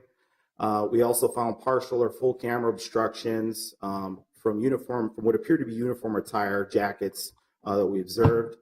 There were a couple of instances where there were premature deactivations. Some body-worn camera videos had incorrect case numbers, i.e. the wrong digit, similar to what we found also in the other audit. Wrong digit was entered, or 2 incidents were connected to one video due to a rapid response from one call to the next without turning the body-worn camera off. Makes counting a little more difficult when that happens, but we understand why it happened. This information was sent to precinct inspectors for corrective action. For our next steps, for quarter 3, we're going to complete testing and begin using dashboards that allow us to audit camera usage by incident for precinct, shifts, and individual officers. We have some new dashboards that allow us to view every incident for the presence or absence of video. Next, we're going to continue developing dashboards for supervisory and audit staff with additional metrics. The two dashboards we're going to build, or audits we're going to conduct. The first one is video upload frequency. That has a tie to how we're able to count, get an accurate count of body-worn camera activity. And then the second one is we're going to create another dashboard to measure quantitatively and automatically pre-event recording, the 30-second pre-event recording, presence or absence of that. We're also going to continue working on implementing our supervisor auditing program. We're going to use the software program to build an automatic tracking mechanism with an electronic form containing metrics that supervisors will use to complete their monthly audits. And then we're also going to continue or complete our work, we're hoping to, with the public access body-worn camera interactive dashboard. What's left on that project is we need to program the metrics to update automatically on the site, within the program, I should say. We need to add a list of frequently asked questions and answers, and then it'll be posted on the Inside MPD internet page. And that's what I have for you. Thank you, Commander Granger. We have Councilmember Palmisano. Thank you, Madam Chair. If you could keep the slideshow up, if that's possible. Sure. I have a lot of questions. I did get a copy of this presentation this morning, though not an opportunity to review it with you. And I just want to point out that there's a lot of, based on, in comparison to last year here, there is significant, substantial changes that I think go to the values of the department here. So thank you for your continued work on this. Overall, this first quarter to second quarter looks fairly static, and now it's the time to kind of get picky and to figure out ideas as to what we can do to increase these numbers and get to the next level. So one of the questions I had was about slide 3. This is something that I feel that in the past was seen as a kind of a skewed metric in sort of a bad metric of how many videos get recorded doesn't really speak to are we recording the right things and how many minutes we have. So something like slide 3 could indicate more camera usage, but it could also indicate officers are simply turning their cameras on and off more, and that's it. So is it possible to add a metric to offer perspective, like total video length or the number of videos per incident on something like this? I feel like that might be more insightful than just some of this type of information on slide 3. Yes, we're planning on adding that. That's kind of the next phase of our audit activities during quarter 3. Where, like I mentioned earlier, we're going to be looking at specifically per incident, per officer camera usage. So we're going to dive deep into that next quarter. On slide 5, I'm curious, can you remind me at what point or at what date did we begin requiring case numbers be entered? I believe it was April 4th. Okay. Do we know why this plateau has occurred, and how do we get to 100%? Well, clearly with this plateau, or I should say, to me, this plateau is an indication of we've made some great improvement, and we're at a point now where we need to refocus on the remaining percentage of folks that are not activating their cameras when they should be. And that is what we're going to be focusing on primarily in quarter 3 with our new dashboards that we just received. Have we included remote activation of body-worn cameras yet? That goes to an earlier point made in the general commentary of the public safety meeting. Do we have remote activation of cameras? When you say remote activation, do you mean the squad car activation? Yes. That I'm not sure about that. I'd have to check with Commander Glampy on that. That would be something that would be handled in his shop. I understand from Assistant Chief Jost that we were in the process of installing that feature in vehicles last year. So I'm curious as to how that's working. I also don't understand the technology well enough to know if an officer has turned it on, is it inactivating something? Or is there a way to ensure it's only turning something on and never going to turn something off? Another question that I had was here on slide 9. It's actually more of a comment. Your last point, I want to give kudos to the fact that the auditors are going back and validating the corrections. That's something that hasn't been done in the past, and that's new. I think that will help us get to a higher percentage and not plateau at 81%. I'm curious, in your quarter 2 case number category and startup audits, you said, and this is slide 10, 83 videos were determined to be incorrectly categorized as startup check. Were any of those incorrectly categorized incidents actually use of force incidents or other kinds of critical incidents? Do you know? I do not know at this point. Okay. I know we've had that concern in the past. Overall, having incorrectly formatted case numbers at 4.3%, that's really good. What do you think, and this might be an opportunity just to editorialize, what do you think is attributed to that change? Is that something about a different way to enter in case numbers, or is that just a different kind of discipline that we have in the department now, or what? No, I don't think it's that. I think it's, number one, I think it's a policy change we implemented in April. I also think it has to do with the auditing that we've been doing. I mean, we've sort of brought awareness to the importance of this, and we've conducted continuous follow-up to make sure people are doing this. Mm-hmm. So I think between the policy implementation in April, our auditing efforts, and also the oversight of supervisors in the precinct as well, all contribute to this improvement. My next question is on slide 13. For the no complete 30-second pre-recording piece, the percentage dropped only slightly, but also the number of recordings is increased. So this is still an issue. Is it due to difficult timing, like not powered on at the point that they need it, or do you have any insight on that to share? I can tell you from a technical standpoint, this happens because the camera isn't powered on. Okay. So we're going to conduct an audit create a dashboard to measure this and start conducting audits for this quarter 3. Mhm. Um, the next slide, on slide 14, this is kind of fussy, but how are we addressing uniform attire obstructions? Do we know if these are intentional? I've seen some allegations that camera obstruction has been intentional in the past. I'm curious if they result in the video obstructing the context of an incident. How are we addressing uniform attire obstructions, I guess is the question. Well, I can tell you this. I mean, it's hard to say if something's intentional without doing a deeper investigation. Well, when we find these things in our audit work, we refer them to the precinct for inquiry, so they can figure out if it's an issue of, just the jacket was in the way just because of the way it was worn, or is there an issue with the policy requires that you wear the camera on the outermost garment at the chest level. So we want to make sure that that's occurring.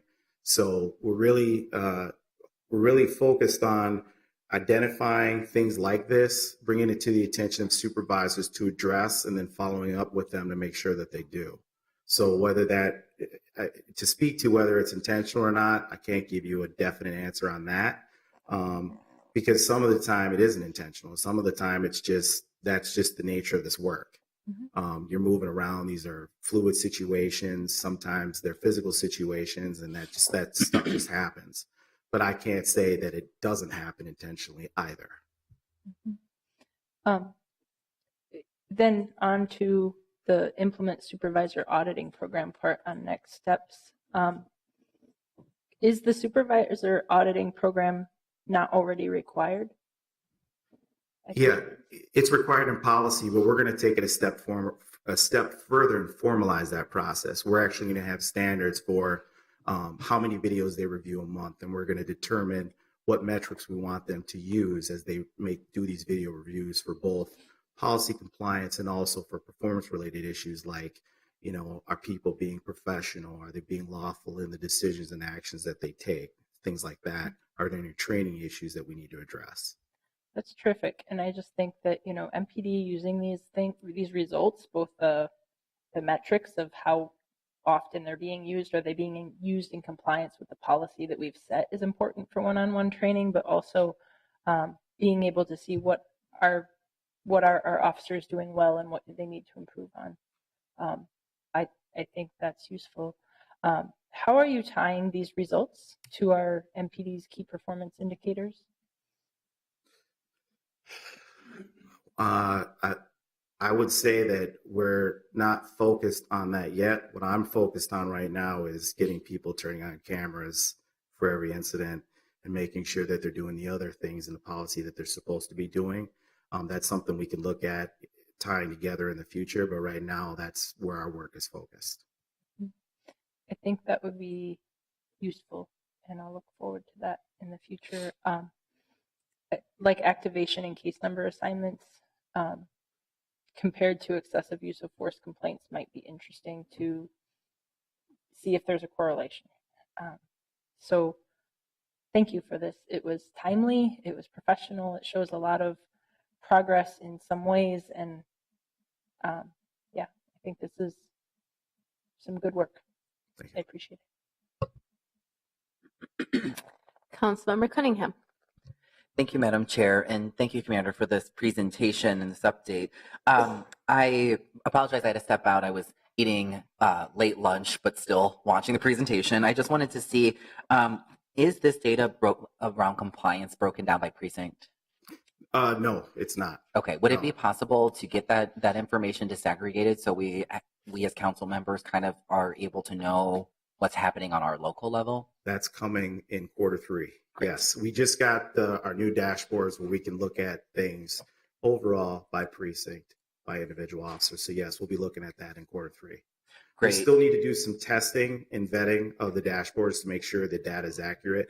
That's a standard procedure we do every time we build something to make sure that it works the way we want it to, and also that it provides the capability that we need to find the information we're looking for.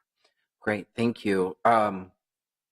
I have some concerns that maybe the consequences for not turning on the camera aren't motivating enough, because at this point it should really be muscle memory, right? Like, we've had it rolled out for a while. We've been talking to, I guess I just have some concerns about the fact that we haven't reached that 80% and getting above that. And so I'm just kind of wondering, from your perspective, what is the barrier? What is the lack of motivation to be able to get over to more acceptable levels of compliance? I know it's a great increase, but it's still not where we want to see it. And so I was just curious about, what are the motivators? What do those look like, and how do we get up above that 80%? Well, I can tell you that we have a variety of tools that we can use to make sure that people are complying with the policy. The first one is, having the right policy, and I think we do. The second one is supervisory oversight. We've engaged the supervisors in the precincts to have those corrective conversations with folks for issues that we find in the audit process. I think the third part of the process, an important one, is that, we're auditing the computer system that we're using allows us to more quickly identify our whole population, within that population, to identify folks that have a low performance. And then from there, bringing that awareness to them that, hey, this isn't acceptable. We need you to improve. Because from my experience, most people, if you make them aware of a problem, ask them to change it, they will. And then for the remaining folks that don't change, then maybe we need to consider progressive discipline for that at that point. But I think right now, for the most part, we're making improvements. We're going to keep doing our auditing, keep making people aware that the performance is deficient and that improvement is required, and then we'll address any non-compliance after that point with whatever tool is necessary. Great.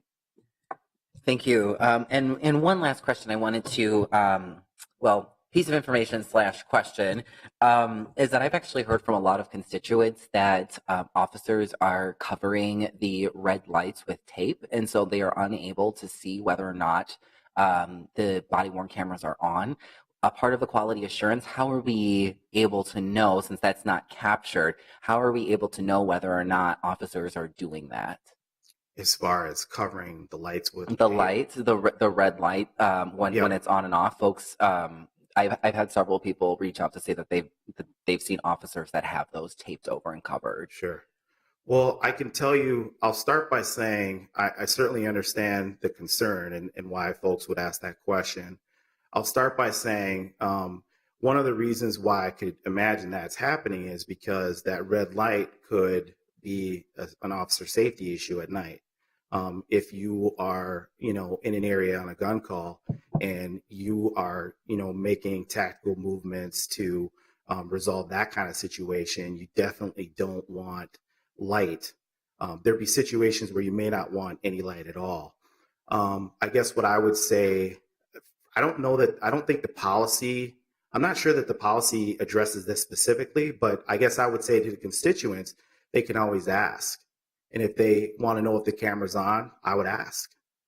And if there's... They have to, if I may, they have to take the word of the officer for that rather than being able to see that and verify that for themselves. Sure. So I think that it might be necessary for us to dig into it to that specific piece of it, because if there's a way to cover it up during, the sweep or the raid, and then when they're finished with that, being able to remove it so that it's not just permanently taped over. Sure.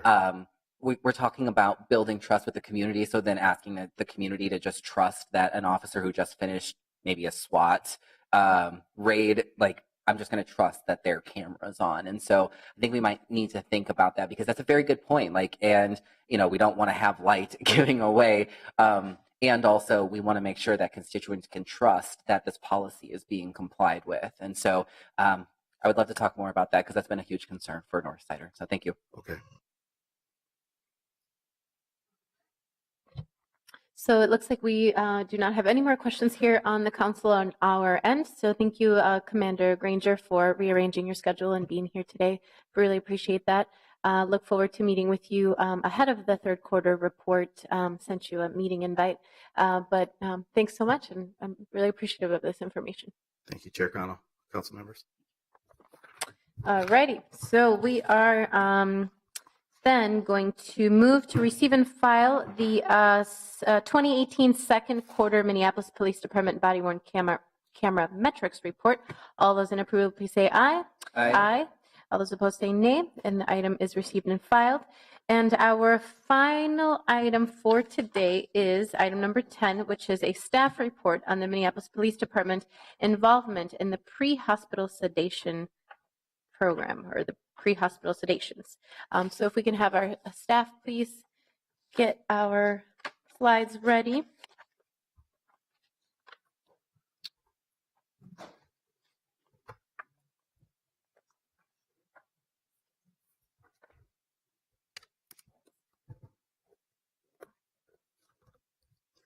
Good afternoon, Madam Chair and committee members. My name is Velma Corbel, and I'm the director in the Minneapolis Department of Civil Rights. And I'm here this afternoon with a team to present the program audit titled MPD Involvement in Pre-Hospital Sedation. And the team with me this afternoon is Amani Jafar, who's the director in the Office of Police Conduct Review, Ryan Patrick, who is the law enforcement analyst in the Office of Police Conduct Review, and Ryan Franson, who's a video analyst in the Office of Police Conduct Review. So the team will provide the overview for the report. They are going to tell you about timelines, methodology, case summaries, and recommendations. And my job today is to frame the presentation for you, but also to put in context the reason for the program audit that's summarized in the report.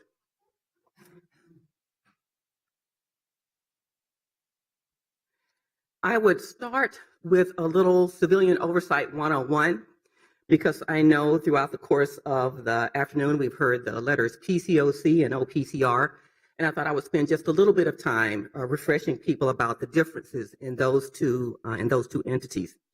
First, we'll talk about the Police Conduct Oversight Commission, or the PCOC. The Police Conduct Oversight Commission is the body that is where the members are appointed by the mayor and city council. That entity has been around since 2012. And since 2012, they have been doing research and studies, program reviews, program audits, and making those recommendations back to the mayor, the city council, and the chief of police. The second entity that I'll talk about is the Office of Police Conduct Review. And that office is staff. They are selected through the normal human resources process. And they have been, since November of 2017, authorized by a change in city ordinance to do program reviews and program audits. And this is their first program audit since that ordinance was amended in 2017. The same team that does the program reviews and audits for the Police Conduct Oversight Commission, it's the same staff that does that work for the Office of Police Conduct Review.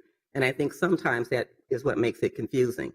But they're a powerhouse team. They're able to do it. So they're doing some amazing work.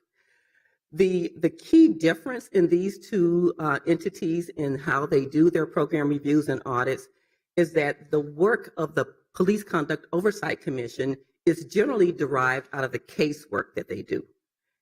Not always, but generally. And the program reviews and audits that are undertaken by the Office of Police Conduct Review can take on a variety of forms and is not limited by the casework that comes out of that office.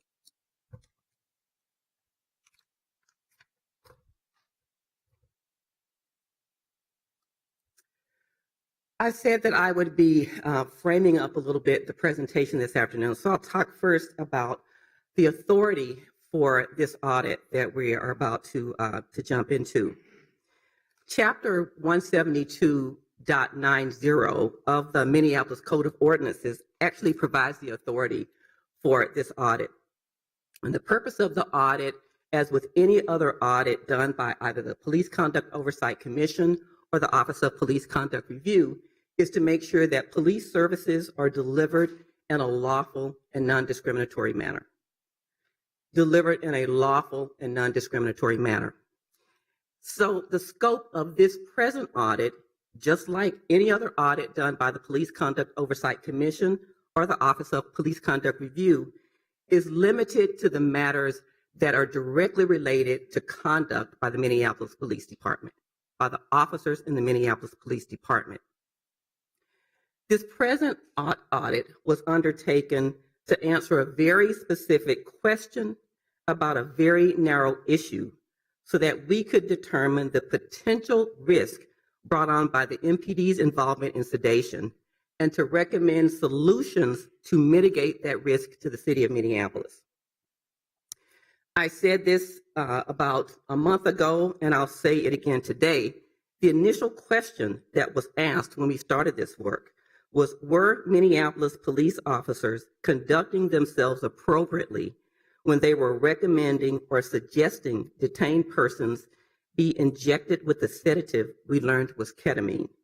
If not, what should be done about it?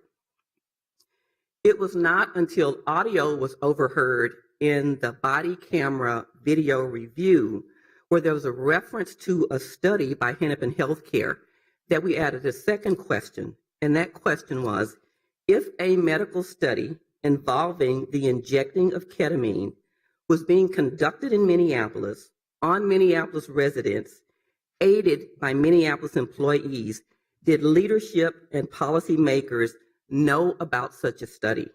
If not, what should be done about it? The role of civilian oversight is a very important one. It is really designed to enhance accountability and transparency in policing and building community trust. Coupled with that, the civil rights policy in the city of Minneapolis clearly states that it prohibits discrimination because illegal discrimination adversely affects the health, welfare, peace, and safety of the community. So our mission as civilian oversight professionals and civil rights agents required us to seek an answer to both questions within the limits of our authority. These questions needed to be answered by our communities, and it's become apparent over the past few weeks that answers to these questions are of interest not only to Minneapolis, but for people across a variety of professions across the country. So we are presenting this report today in response to a staff direction that came out of the Public Health, Environment, Civil Rights, and Engagement Committee on June 21st.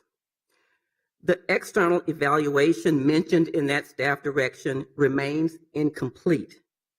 Hopefully, the external evaluation requested by the Peace Committee will be part of the scope of a larger city contract.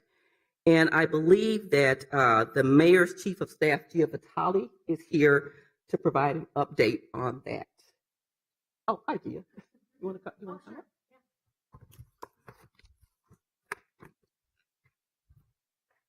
Good afternoon, everyone. So I'll quickly share the what I know to be true about the contract right now, the scope, cost, et cetera. So after the report was leaked to the media last month, the mayor felt strongly, as I know council did, that it was important to have an independent review. And you're also all aware that we secured former acting attorney general Sally Yates and her law firm King & Spalding to do that work. And to date, we've sent a letter of intent to that law firm, which outlines the scope of work, which I'll get into in a minute. And at this point, we've determined that the contract, once finished, will live in the city attorney, or pardon me, the city coordinator's office. And we do hope to have that contract finalized soon. So the scope is two phases. The first phase is to conduct an independent, neutral review of the communications and actions of Minneapolis Police Department officers, specifically in connection for instances of ketamine, were instances where EMS were called and ketamine were administered, either pre-hospital or while MPD officers were at an ER setting. And then the second piece of that is to review current MPD policy and training materials with respect to when EMS personnel should be called by MPD officers and concerning proper communications between MPD officers and EMS personnel. And then to close out that phase 1 is to provide a report to us summarizing the findings and recommendations based on the review. Phase 2 of this scope is to provide an estimate to OPCR for review of the final report, which Director Corbel is sharing today, and to fill the staff direction laid out by Peace. King and Spalding is willing to have that conversation, and we've put Director Corbel in contact with their firm to discuss that. In terms of the cost, so what's in the letter of intent that we've shared with King and Spalding is upon initial review of the materials that they receive from us, so body cam footage, police reports, et cetera. If we're unable, the city and King and Spalding, to agree upon a fixed fee, we'll ask King and Spalding to consider adjusting their scope of work, and we'll pay a flat fee of $50,000. And we would ask for 2 deliverables: a preliminary assessment based on the review already completed, the materials already completed, and a summary of next steps and recommendations to MPD based on the review of items already completed. And to date, what has been completed is King and Spalding has signed a data privacy act agreement. We've shared some materials with them, and at this point, we're letting them review the materials so they can do the work. I'm happy to answer any questions you all might have.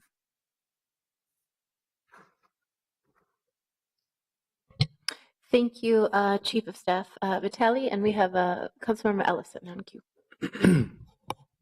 I'm excited to see the work that Sally Yates does, but I feel like in both press releases and a couple times here, I've heard this word unbiased review, and I am curious to know, who is the mayor's office accusing of being biased in this instance, and then in what way do they believe that actor is biased?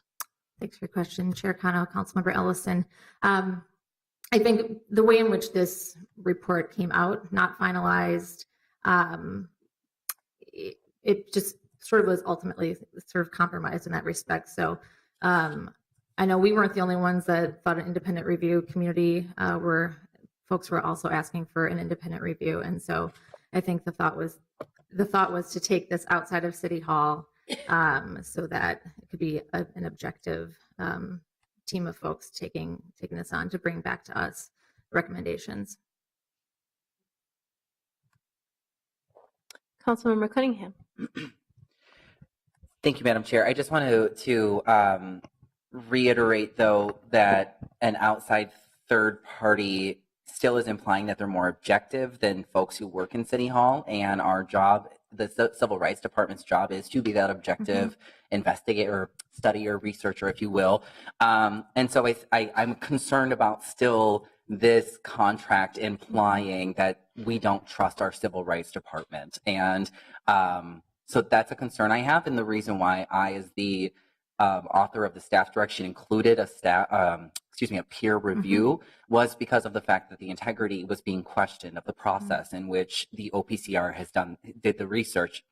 So that is important, I feel like, to demonstrate the integrity of the work that the OPCR does, as well as find maybe potential areas to learn, lessons to learn. I know that the Civil Rights Department is very willing to be self-reflective and in order to be better. I just have concerns about spending money doing the work that our Civil Rights Department is already charged to do, and then not having enough money then afterwards to help validate the fact that their work does have integrity and that we as elected officials respect them and trust them in their work. So I would really like to implore the importance of the peer review for the internal aspect of it.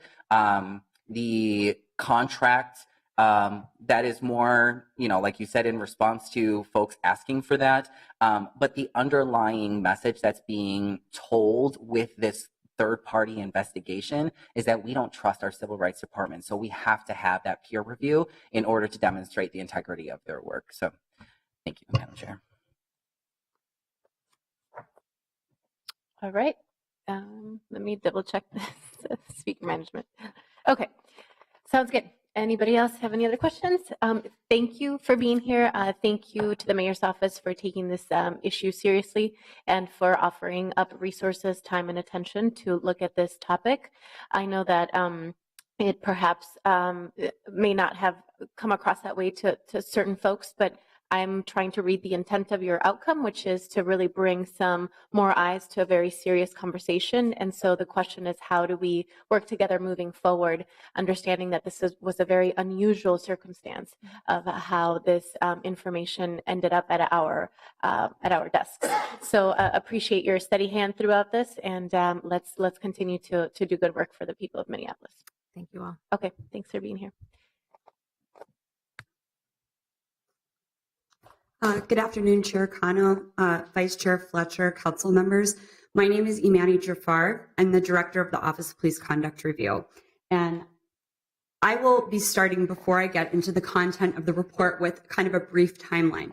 There's, of course, more detail than everything we're presenting in the actual report, and I understand that many of you received it today. And so, we anticipate more of your questions in the time to come, but what we're going to do is provide you just an overview so you can understand what's in the report. So before I get there, I'm going to start with the timeline. So how did our office get involved? Well, the first step is our office was asked by internal audit to participate in the body-worn camera review process, and specifically to review videos that involved use of force incidents for a couple of reasons. First of all is that we've been trained by a national expert on use of force incidents. We routinely review them as part of our investigations, and it's a subject matter well known to myself and my staff. So in reviewing those videos, staff in that analysis period between winter 2017 and spring 2018 started to observe instances where individuals in police custody were injected with what at that time to us was an unknown substance. During that time, we also received a complaint to OPCR, not about ketamine specifically, about something else, but upon reviewing the body-worn camera incident, saw that there was an injection into an individual. The police report was pulled, the corresponding police report, which is regular practice for us. It was seen in the police report that it was noted that the individual was injected with ketamine. There has been some discussion that staff, upon reviewing this right away, knew what it was. It took time to unpack what was going on in these situations. My staff and myself review hundreds of complaints a year and had not seen this before. So we wanted to take the appropriate time to make sure that we did the work very thoroughly and professionally. And so what we did during that analysis period was, one, video analysis. And what did that comprise of? What we estimated to be over 300 hours worth of review of body camera video. That included looking at incidents that had multiple officers to a call, which, as many of you know, is very common. It also included reviewing incidents that were more complex to really understand what was going on. Not only was that over 300 hours of body camera video reviewed, but also every corresponding police report was pulled and reviewed. And that's how it was started to seem that ketamine was the substance that was being injected into individuals in police custody.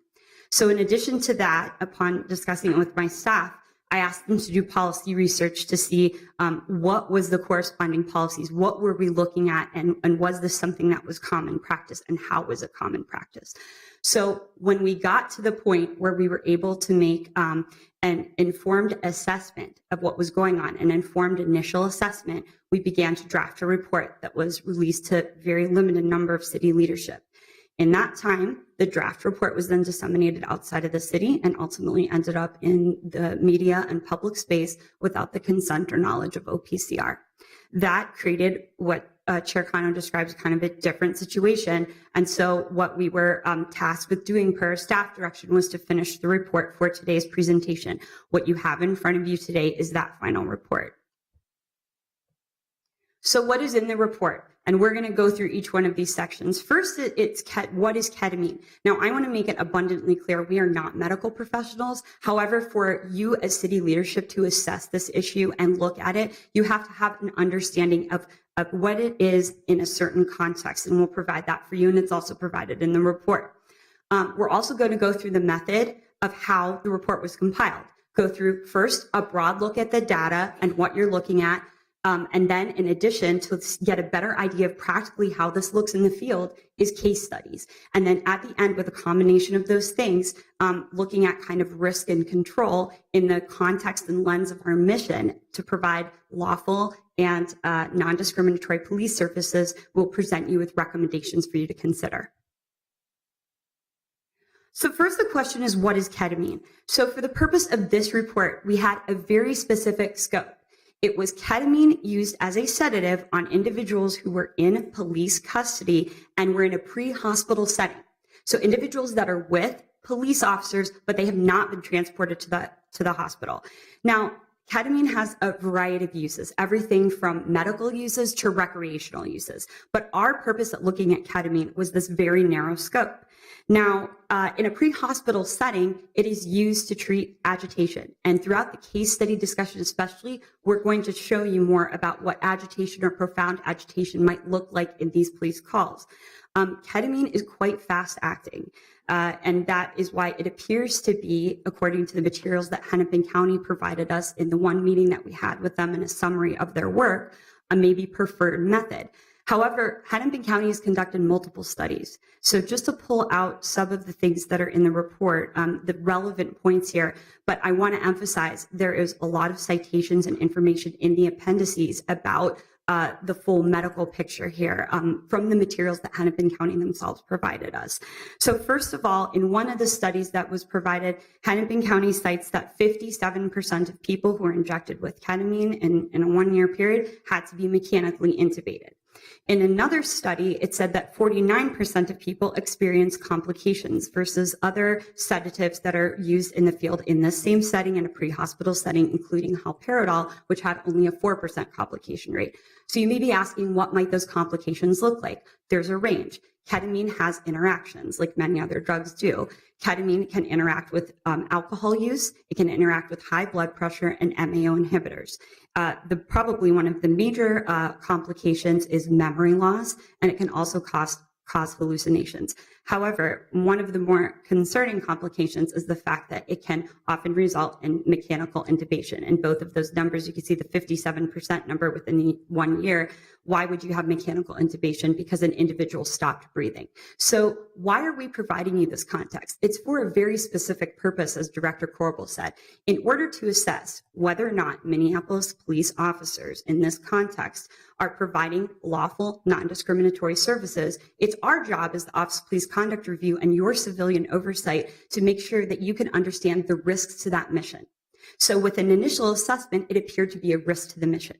So you may not be able to completely eliminate risk. Policing by its nature has a lot of risk to it, but you can mitigate it. You can mitigate it, and you can do that using controls. So the first thing we looked into to kind of start to get an idea of, are there even controls? Should we be even recommending to you controls? We looked at the Minneapolis Police Department policy, and there was no policy about the use of pre-hospital sedation and their involvement. Now, the only time that ketamine showed up in the Minneapolis Police Department policy was at its classification as a date rape drug. Now, understanding a couple of things here. One is that officers routinely assist EMS professionals, emergency medical professionals, on the scene in administration. That is completely normal and acceptable conduct. However, officers rely heavily on policy to guide them to do their work the best that they can, especially in the community context. So without a policy guiding officers, they are helping and assisting in administration of sedatives. However, what we observed was they were also participating in decision-making involving those sedatives. And again, that lack of policy is an issue to consider here. So that's why, as I mentioned earlier, the importance of controls to start to mitigate that risk, both to the mission of the lawful and non-discriminatory policing, but generally to the city, is important. So per the complaint that I mentioned earlier, where we saw that it was read to be ketamine, we had the Hennepin County ketamine policy pulled. And then it mentioned that the foundation and the trigger for this would be profound agitation. And there is significant information in the report about profound agitation and the definition per the materials provided by Hennepin County. So in order to further get into what is the risk? What are the controls? We first have to look at the data to make an informed, educated assessment. So I'm going to invite up legal analyst Ryan Patrick to present the data section of this report. Thank you, Director Jafar, Chair Cano, Public Safety Committee. My name is Ryan Patrick, and I'm the legal analyst for the Office of Police Conduct Review. I'm an attorney licensed to practice in the state of Minnesota, as well as a certified government auditing professional from the Institute of Internal Auditors. And I'm going to talk first a bit about our analysis process and how we went about conducting this study. When we identify an issue through body camera review, complaints, something like that, the first thing we do is develop a methodology before we go about conducting a study. We develop a methodology in conjunction with the party requesting the study, such as the PCOC or the Director of Civil Rights, to make sure that our scope is narrow and targeted to the issue we're trying to address. We choose data points and things we're looking to capture, as well as how we're going to go about obtaining that data in advance to make sure that we stay in our lane and are working to address the issue identified. In this instance, it was officers involved in the pre-hospital sedation context with EMS professionals. So we selected a pool of cases we thought presented the most possible risk that officers were involved in a situation with no proper controls, and that were reports that cited ketamine. Officers specifically writing in their report that ketamine was administered. We believe that that level of familiarity shown by officers placing it in their reports suggested that those might be the cases where we would pull corresponding reports and body camera videos that would most appropriately allow us to assess how MPD was participating in that process. We weren't trying to capture every instance of the use of ketamine on a EMS patient. We were merely looking at MPD's interaction with that process. We weren't trying to do a statistical test to analyze how this program was being carried out. We wanted to maintain a clear scope and focus on those specific cases. So we take data, we develop data, and I'm going to talk a bit about some of the big picture that we saw first from the data about what is possibly creating a risk. We'll look a little bit at the frequency of the events that we were talking about and some of the common trends that we observed. So the first thing we did in pulling reports that cited ketamine administration was look at how many, kind of the frequency per year. And the thing we noticed first was that between 2010 and 2014, you had a pretty consistent pattern, a low number of reports citing the administration of ketamine. However, we observed that between 2015 and 2017, there was a marked change. You can see that incidents between 2010 and 2014, you had anywhere ranging from 0 to 8 mentions of ketamine in police reports to 62 instances in 2017. So we observed a change and therefore decided to focus the bulk of our analysis on that time period between 2015 and 2018 when we saw that change occurring in police reporting. So these are, I'm not going to read all the data points that we pulled for this. You will find significantly more data in the report, but I just wanted to put these up here and talk about how we actually achieve obtaining data for something like this. All of the data that we use in our reports comes from direct observations of body camera recordings or can be found in a police report. We're not speculating to answer any of the data points in any individual case. We are pulling that directly from body camera recordings or from police reports. I just want to highlight that. So when we couldn't answer those questions, we wouldn't speculate about what possibly occurred. We're using direct observation. And one key thing that has drawn the most attention with the study was how MPD is participating in that process. And so I'm going to talk specifically about that. So in observations from body-worn camera recordings between 2016 and 2018, we saw 76 instances where MPD officers assisted EMS professionals during ketamine administration. And like the director mentioned, it is routine for officers to assist EMS professionals. In this instance, it typically looked as if officers were helping restrain the individual while they were administered ketamine. In those instances, we saw 8 instances in which officers were involved in the decision-making process. And now, I want to be clear that there is a wide range of involvement in those cases, ranging from officers directly suggesting that ketamine in particular be administered to EMS professionals asking MPD officers if they believe the person should be sedated. So it ranged all from one end on officers asking to the other, EMS professionals asking for the input of officers. I want to also be clear that we did not observe any instances where MPD officers actually administered ketamine. They didn't possess the ketamine. This was EMS professionals who were administering it, occasionally with the assistance of MPD officers. So again, you will find a wealth of data in the report. I encourage you to read it. And the data can only tell one story. What I think is more appropriate to really understand the context of these incidents are case studies, and our video analyst, Ryan Franson, can give you an accurate picture of that. So I'm going to ask him to come up and talk about the case studies listed in the report. All right. Thank you, Mr. Patrick. Chair Connell, council members, my name is Ryan Franson. I am the video analyst for the Office of Police Conduct Review. Before we get directly into the case studies, I wanted to take a step back and discuss briefly the work of the video analyst position. This is a new position to OPCR, and its creation was based on the increased importance and compellingness of body-worn camera video within the work that we do. My primary duty is to locate and review body-worn camera footage for MPD incidents in order to assist in the investigation of complaints that we receive, as well as to provide information for program audit projects such as this.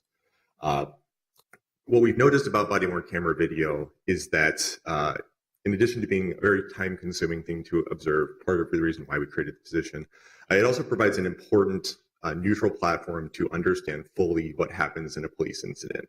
Prior to the advent of body-worn camera footage, we really worked from police reports and we worked from the complaints that were received, both of which are written from the perspective of an individual. Body-worn camera provides a neutral platform that provides a full picture of what happened, including details that may have been forgotten, that may not have been observed by everyone, or that may have seemed inconsequential at the time, but turn out to be profound later on.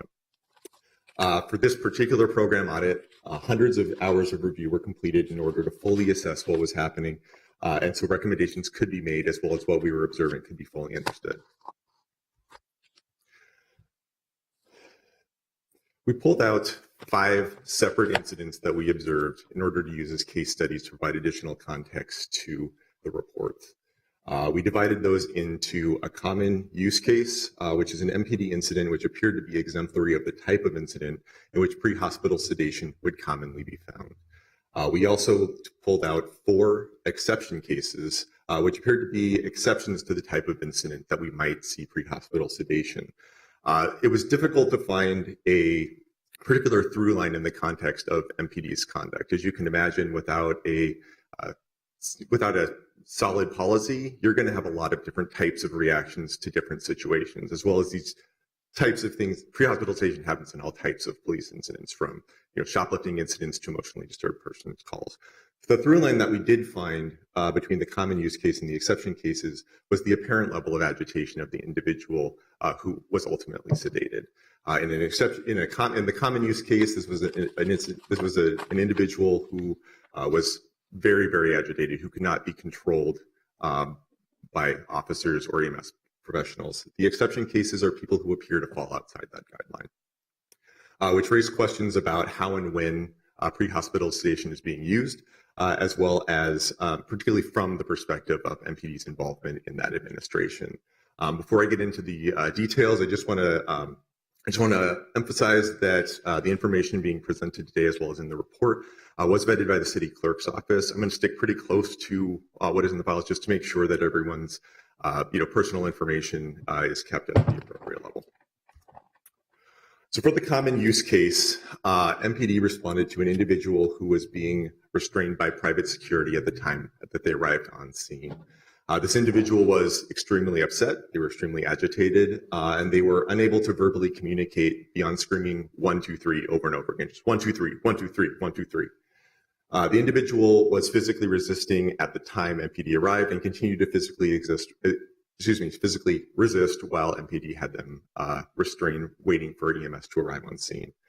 The individual is ultimately sedated prior to being loaded onto a stretcher, and MPD officers are not involved in the pre-hospital sedation decision-making in this incident.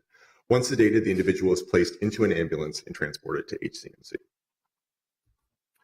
In exception case 1, MPD responds to a call involving an emotionally disturbed person. The individual is restrained by MPD officers and does not physically resist. MPD officers decide that it would be best for the individual to go to the hospital, so EMS is called. One of the officers involved is familiar with ketamine and specifically requested to be used throughout the incident. It mentions the use of sedation to the individual specifically several times. Ultimately, in this instance, EMS professionals do not sedate the individual prior to the hospital. In exception case 2, MPD responds to an individual who appears to be intoxicated and is requesting medical attention, specifically an asthma inhaler. MPD officers restrain the individual who does not physically resist. MPD assists EMS professionals load the individual onto a stretcher. However, they are not involved in any decision-making regarding pre-hospital sedation. Once inside the ambulance, however, the individual is given ketamine. Per the corresponding police report, this individual stops breathing and is taken to the HCMC stay room. The stay room is a critical care facility inside of Hennepin County Medical Center. There's a bit more information in the appendices of the report.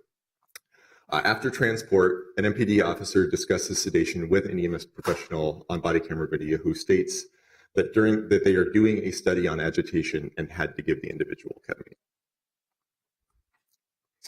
In exception case 3, this involves an individual who has had numerous interactions with the Minneapolis Police Department. They're having an interaction with multiple Minneapolis police officers, and at some point during the interaction, it is decided that the individual will be arrested.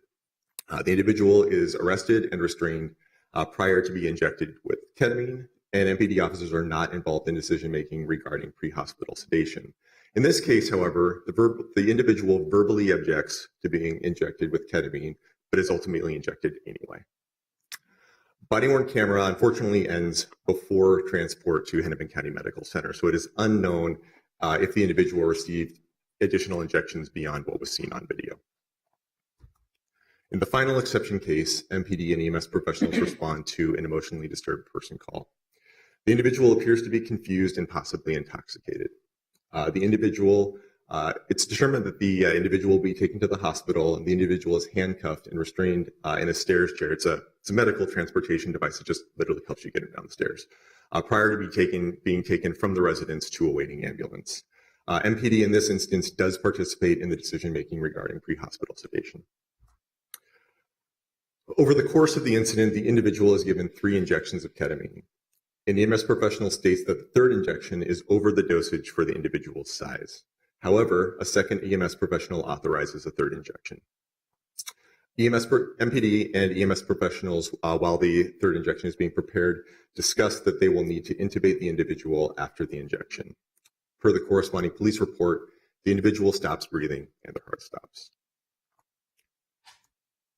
That brings us to the end of the case studies. I'm going to bring back Dr. Jafar to discuss conclusions and recommendations. Thank you. So you can see, after looking at both the broader data and then the individual case studies to put them together, that taking into account, again, the mission of the Office of Police Conduct Review to ensure that lawful and non-discriminatory police services are provided to the public, any risks to that would need to be assessed and possible controls to be recommended. So in this instance, with everything that we presented to you and everything in the report, it showed that, first of all, Minneapolis police officers are involved in pre-hospital sedation in a variety of ways. And again, with that guiding beacon of policy and the lack of the policy in this instance, it really leaves no controls or guidance for the proper interaction with emergency medical services who are actually administering the pre-hospital sedation. So in assessing this issue, it was decided that we needed to make recommendations to city leadership on what controls could be established here to address this issue. Ms. Jafar, before you continue, we have a question from Councilmember Cunningham. Oh, no, actually, I don't. I apologize. I did not mean to. Oh, okay. Go ahead. No problem. Thank you.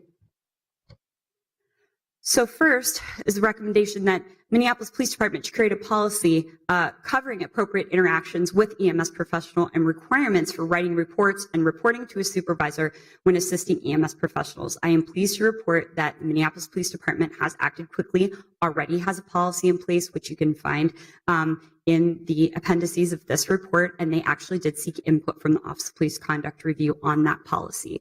Now, the policy is completed, but it's also important that further training is established so that this can be properly implemented, as that appropriate boundaries and lines between police officers and EMS professionals is crucial and sometimes difficult on these police calls. So helping establish better guidelines to make that a better outcome for everyone is very important. The next is, you heard during the case study section, Mr. Franson referred to emotionally disturbed person. That is a phrase that you will see in a lot of police reports and discussions on police calls on body-worn camera. However, in looking at the Minneapolis Police Department policy more closely, there isn't really a definition of emotionally disturbed person or good guidelines for interaction. So we're recommending that the police department explore additions to the policy and procedure manual regarding interactions with emotionally disturbed persons to help a better outcome in what are often complex and difficult situations. The next is regarding the study. As was mentioned in the case study, one of the videos pulled, there was a mention by an EMS professional that there was a study being run by Hennepin County. That prompted our office in its neutral evaluation to start to begin to ask select city leadership whether or not they were aware of a study taking place that could potentially involve Minneapolis residents. We found that it appeared nobody was aware of this. So our recommendations are twofold. One is that the Minneapolis Police Department should establish a protocol with Hennepin County involving potential future involvement in medical research, as we discussed before, because police officers are regularly interacting with EMS professionals. So having the supervisors as well as higher level administration know what is going on would be important in this context. Next is for city leadership to explore options for notification of medical research involving constituents and visitors, as is both probably of interest to city leadership, both in working with the police and working with your own constituents. Lastly, we understand that the scope of this report is narrow. We are looking specifically at Minneapolis police officers' interactions with EMS professionals regarding pre-hospital sedation. However, there are likely lingering questions that are outside of this scope of this report. So if that is the case, to really request answers to the appropriate entities and bodies about questions you have after you've thoroughly read and digested the report. Last addresses the document, the draft report out in the public space.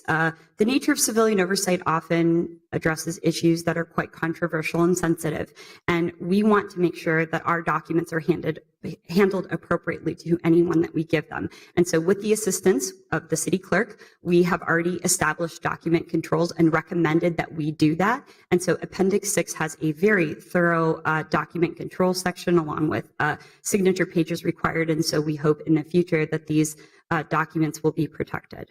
And with that, I'm going to turn it back over to Director Corbel to close the presentation.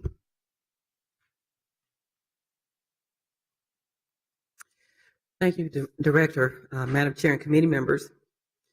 This report is about Minneapolis. However, we recognize that many of you are seeing this information for the first time today, and we know that's not a reflection of your interest in this topic, because I think I've probably talked to all of you about questions that you have in anticipation of the public release of this report today.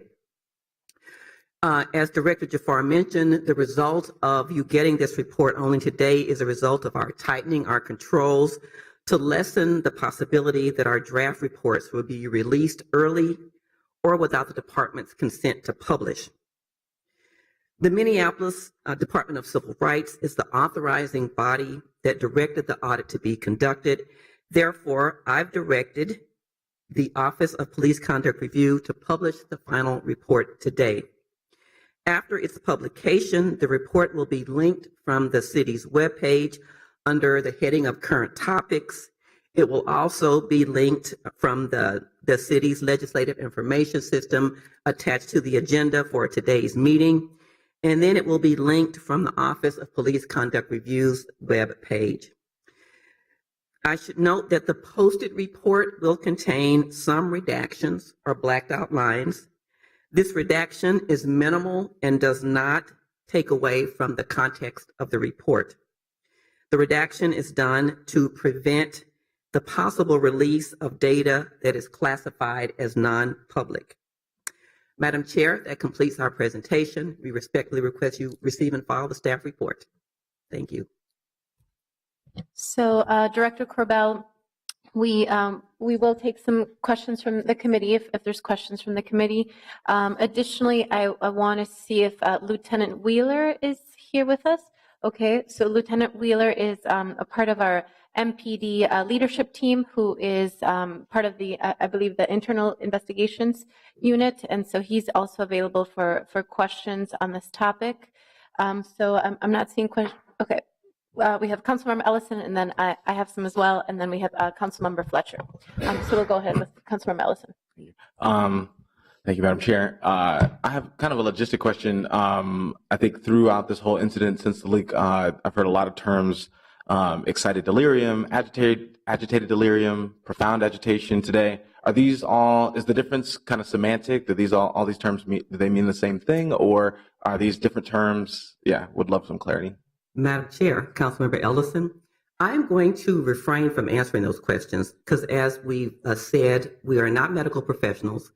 I don't want to even begin to start trying to define what those terms mean, but there are several reports in the appendices that will explain what those terms mean from a variety of perspectives. And so I would encourage you to read all of those things.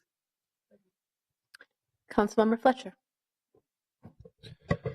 Thank you, Madam Chair. Thank you, Director Corbell, and thank you to the staff of OPCR for presenting this report. I want to note that this worked the way it is supposed to, with the exception of the leak. And the leak is really unfortunate, I think, because it detracted from what was actually a pretty appropriate oversight process, which is that we identified a problem, we dug in and professionally looked at the problem in a thorough way, brought it to city leadership, and MPD deserves to be commended for immediately adapting the policy recommendation and making that change. And so there are a lot of things that went right in the accountability process here. And there's a leak that didn't go right, and there's some recommendations that I think are provocative to us that we as a council now need to act on in this report that we were presented today. So we have our work to do now.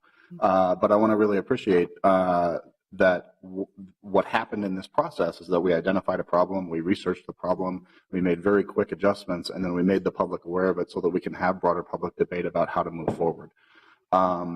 I am not ready to make a staff direction about it because I'm not sure I want to make sure it's appropriate, but I want to just signal publicly my interest in the city potentially joining the public citizen inquiry.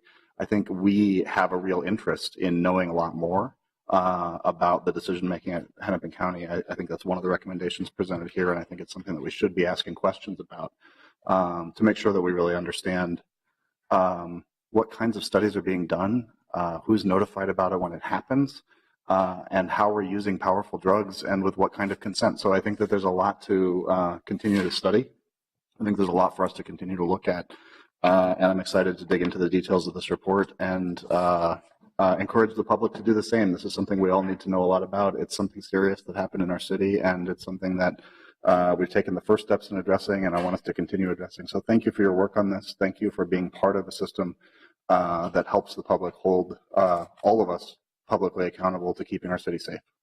I want to thank you for that, Councilmember Connell, Chair Connell, Councilmember Fletcher. And I would also just note that the reference that you made to the public citizen report, we've actually made that part of the appendices. We did not cite to that because that's a very recent document. We didn't cite to it, but we've included various pieces of relevant and pertinent information in the appendix of this report so that you have as much information as you need to make informed decisions. Director Corbell, I think I have a few questions that might be for the video analyst, but I'll just put them out there and then you can guide us as to who might be able to answer them. So I have 4 questions, and the last one relates to Councilmember Fletcher's point about document control and process. So I noticed that on page 18 of this presentation, there was a note about it wasn't known whether or not the individual was subjected to additional injections.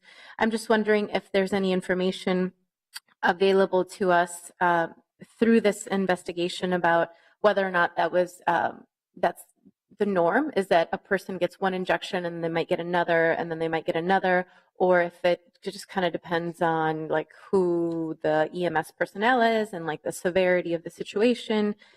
I was curious about that. That's a great question. It's a complex question. I don't know that I can state definitively, but anecdotally, based on the video that was watched, there were situations where people did receive multiple injections.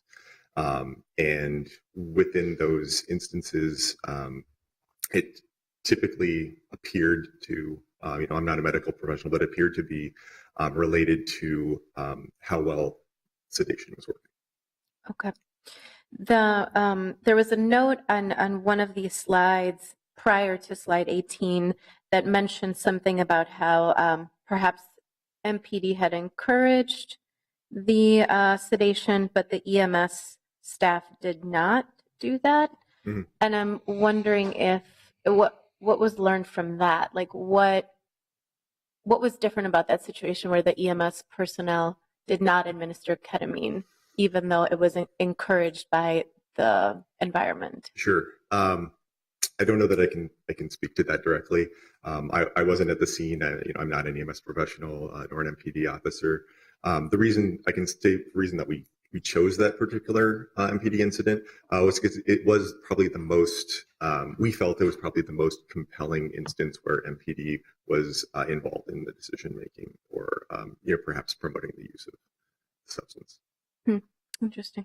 Okay. And I'm just wondering, out of the cases that you studied or you investigated, were any of those a part of the, we have a mental health corresponder program that's been a pilot program, and I'm just curious, if many of these cases entailed folks who were potentially eligible for that response, if any of them overlapped, or if none of them involved our corresponder program.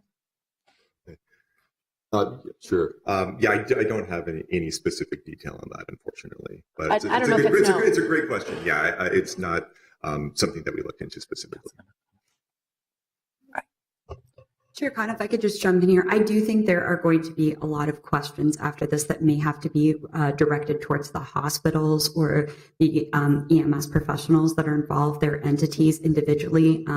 That first incident you asked about was actually North Memorial. So I think what may be the appropriate way to go about that is, determining as a group or individual if you would like to request more information to get kind of the totality of the circumstance. Again, our purview and view on this is kind of taking at what is MPD's involvement. And again, as Ryan had said, we have selecting incidents where you could see like how might a police officer interact with this if they don't have guidance through policy and they're participating in assisting with the administration of sedation in a pre-hospital setting. So some of these questions may have to be directed towards the medical professionals involved. Okay, I'll take that question offline. The last one is not for you, but I'm just curious.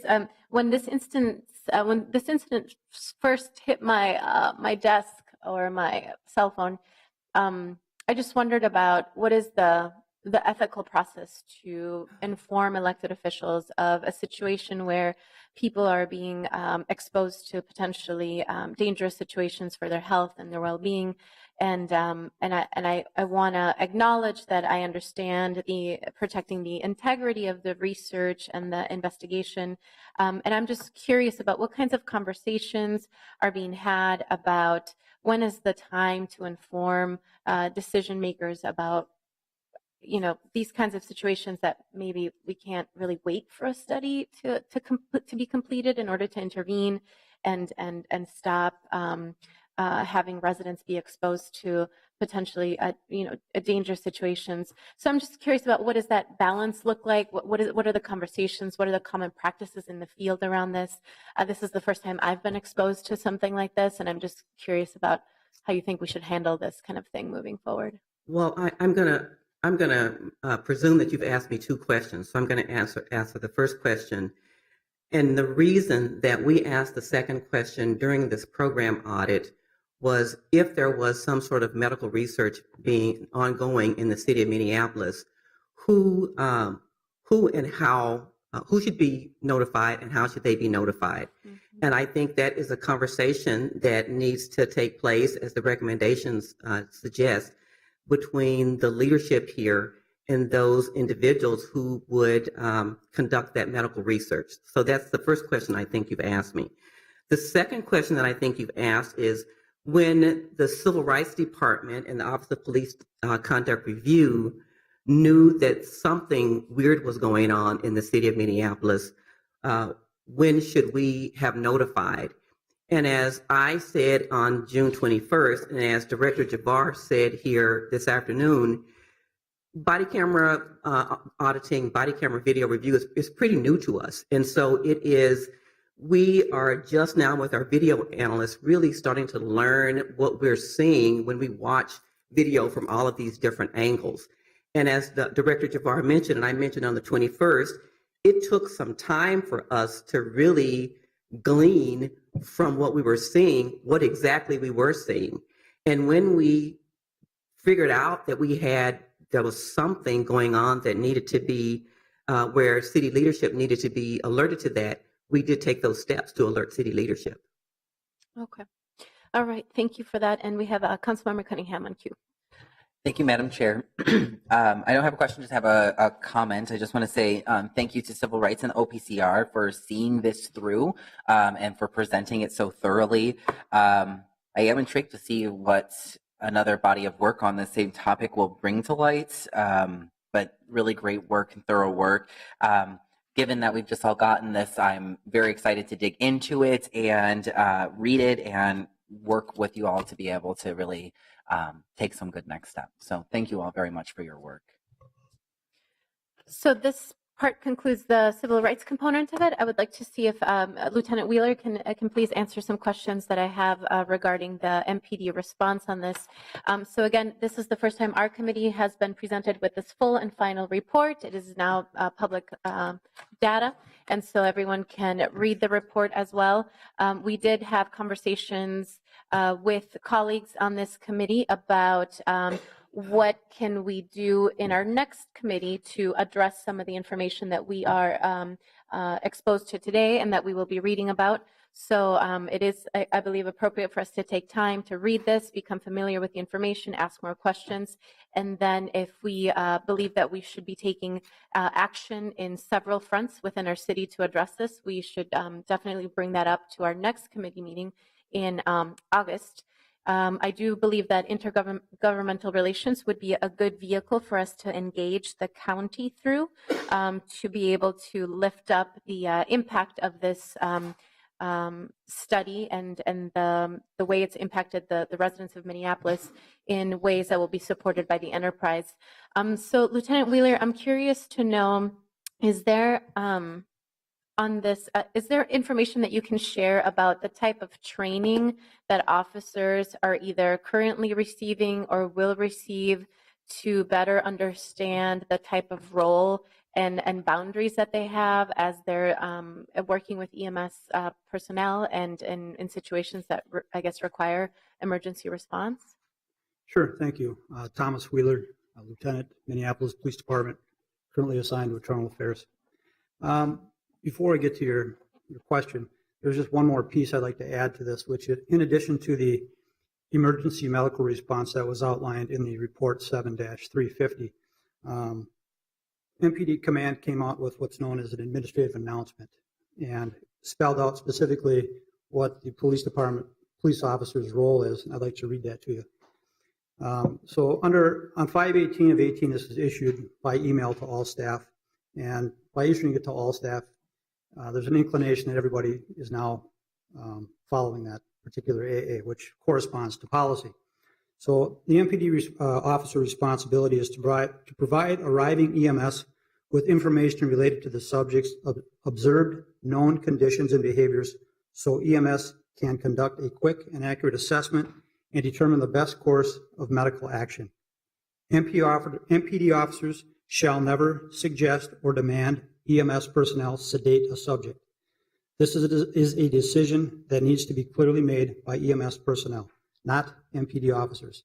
And that administrative announcement, again, is dated 5/18 of 18.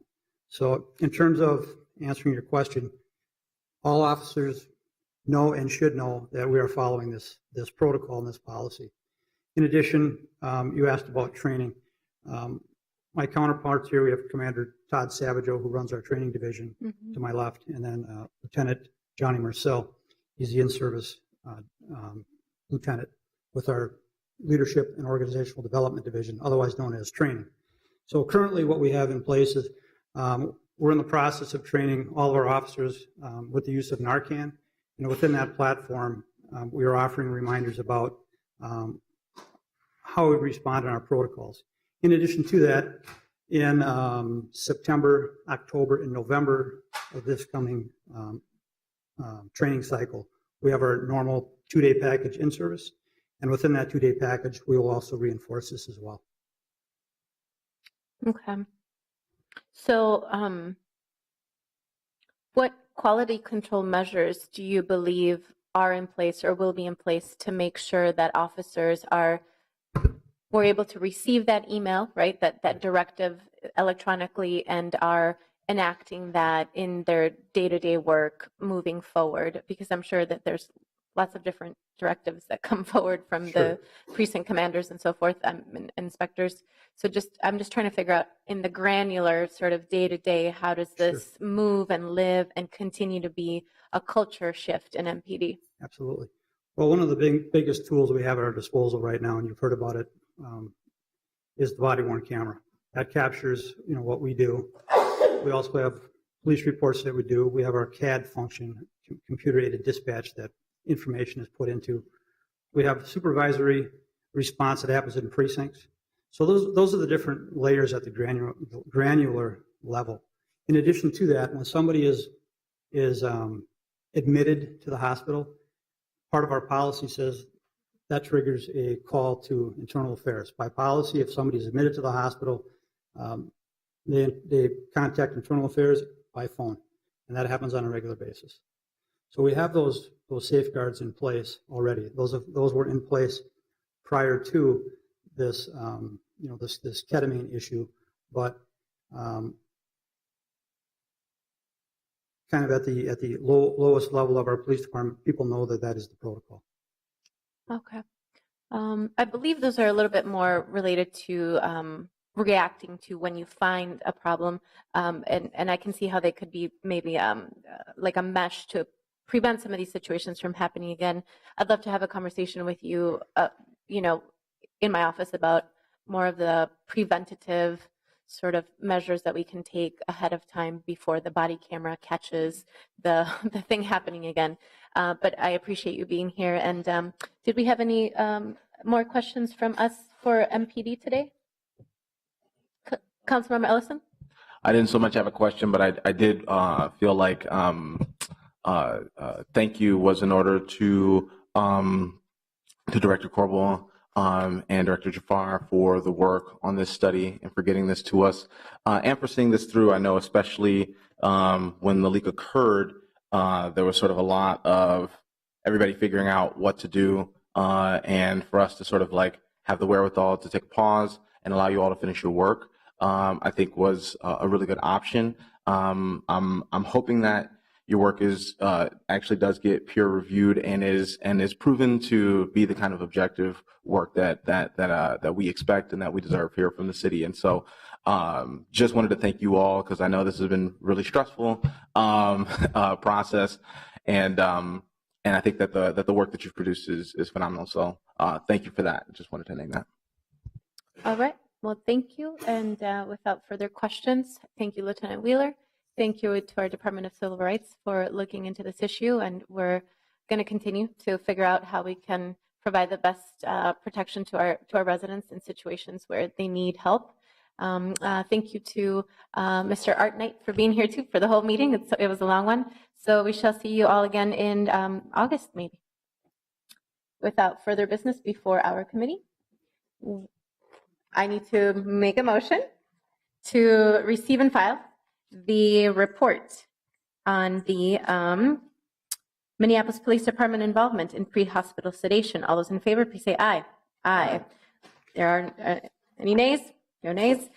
So before further ado, our committee has come to a closure. Thank you, everyone, and we are adjourned.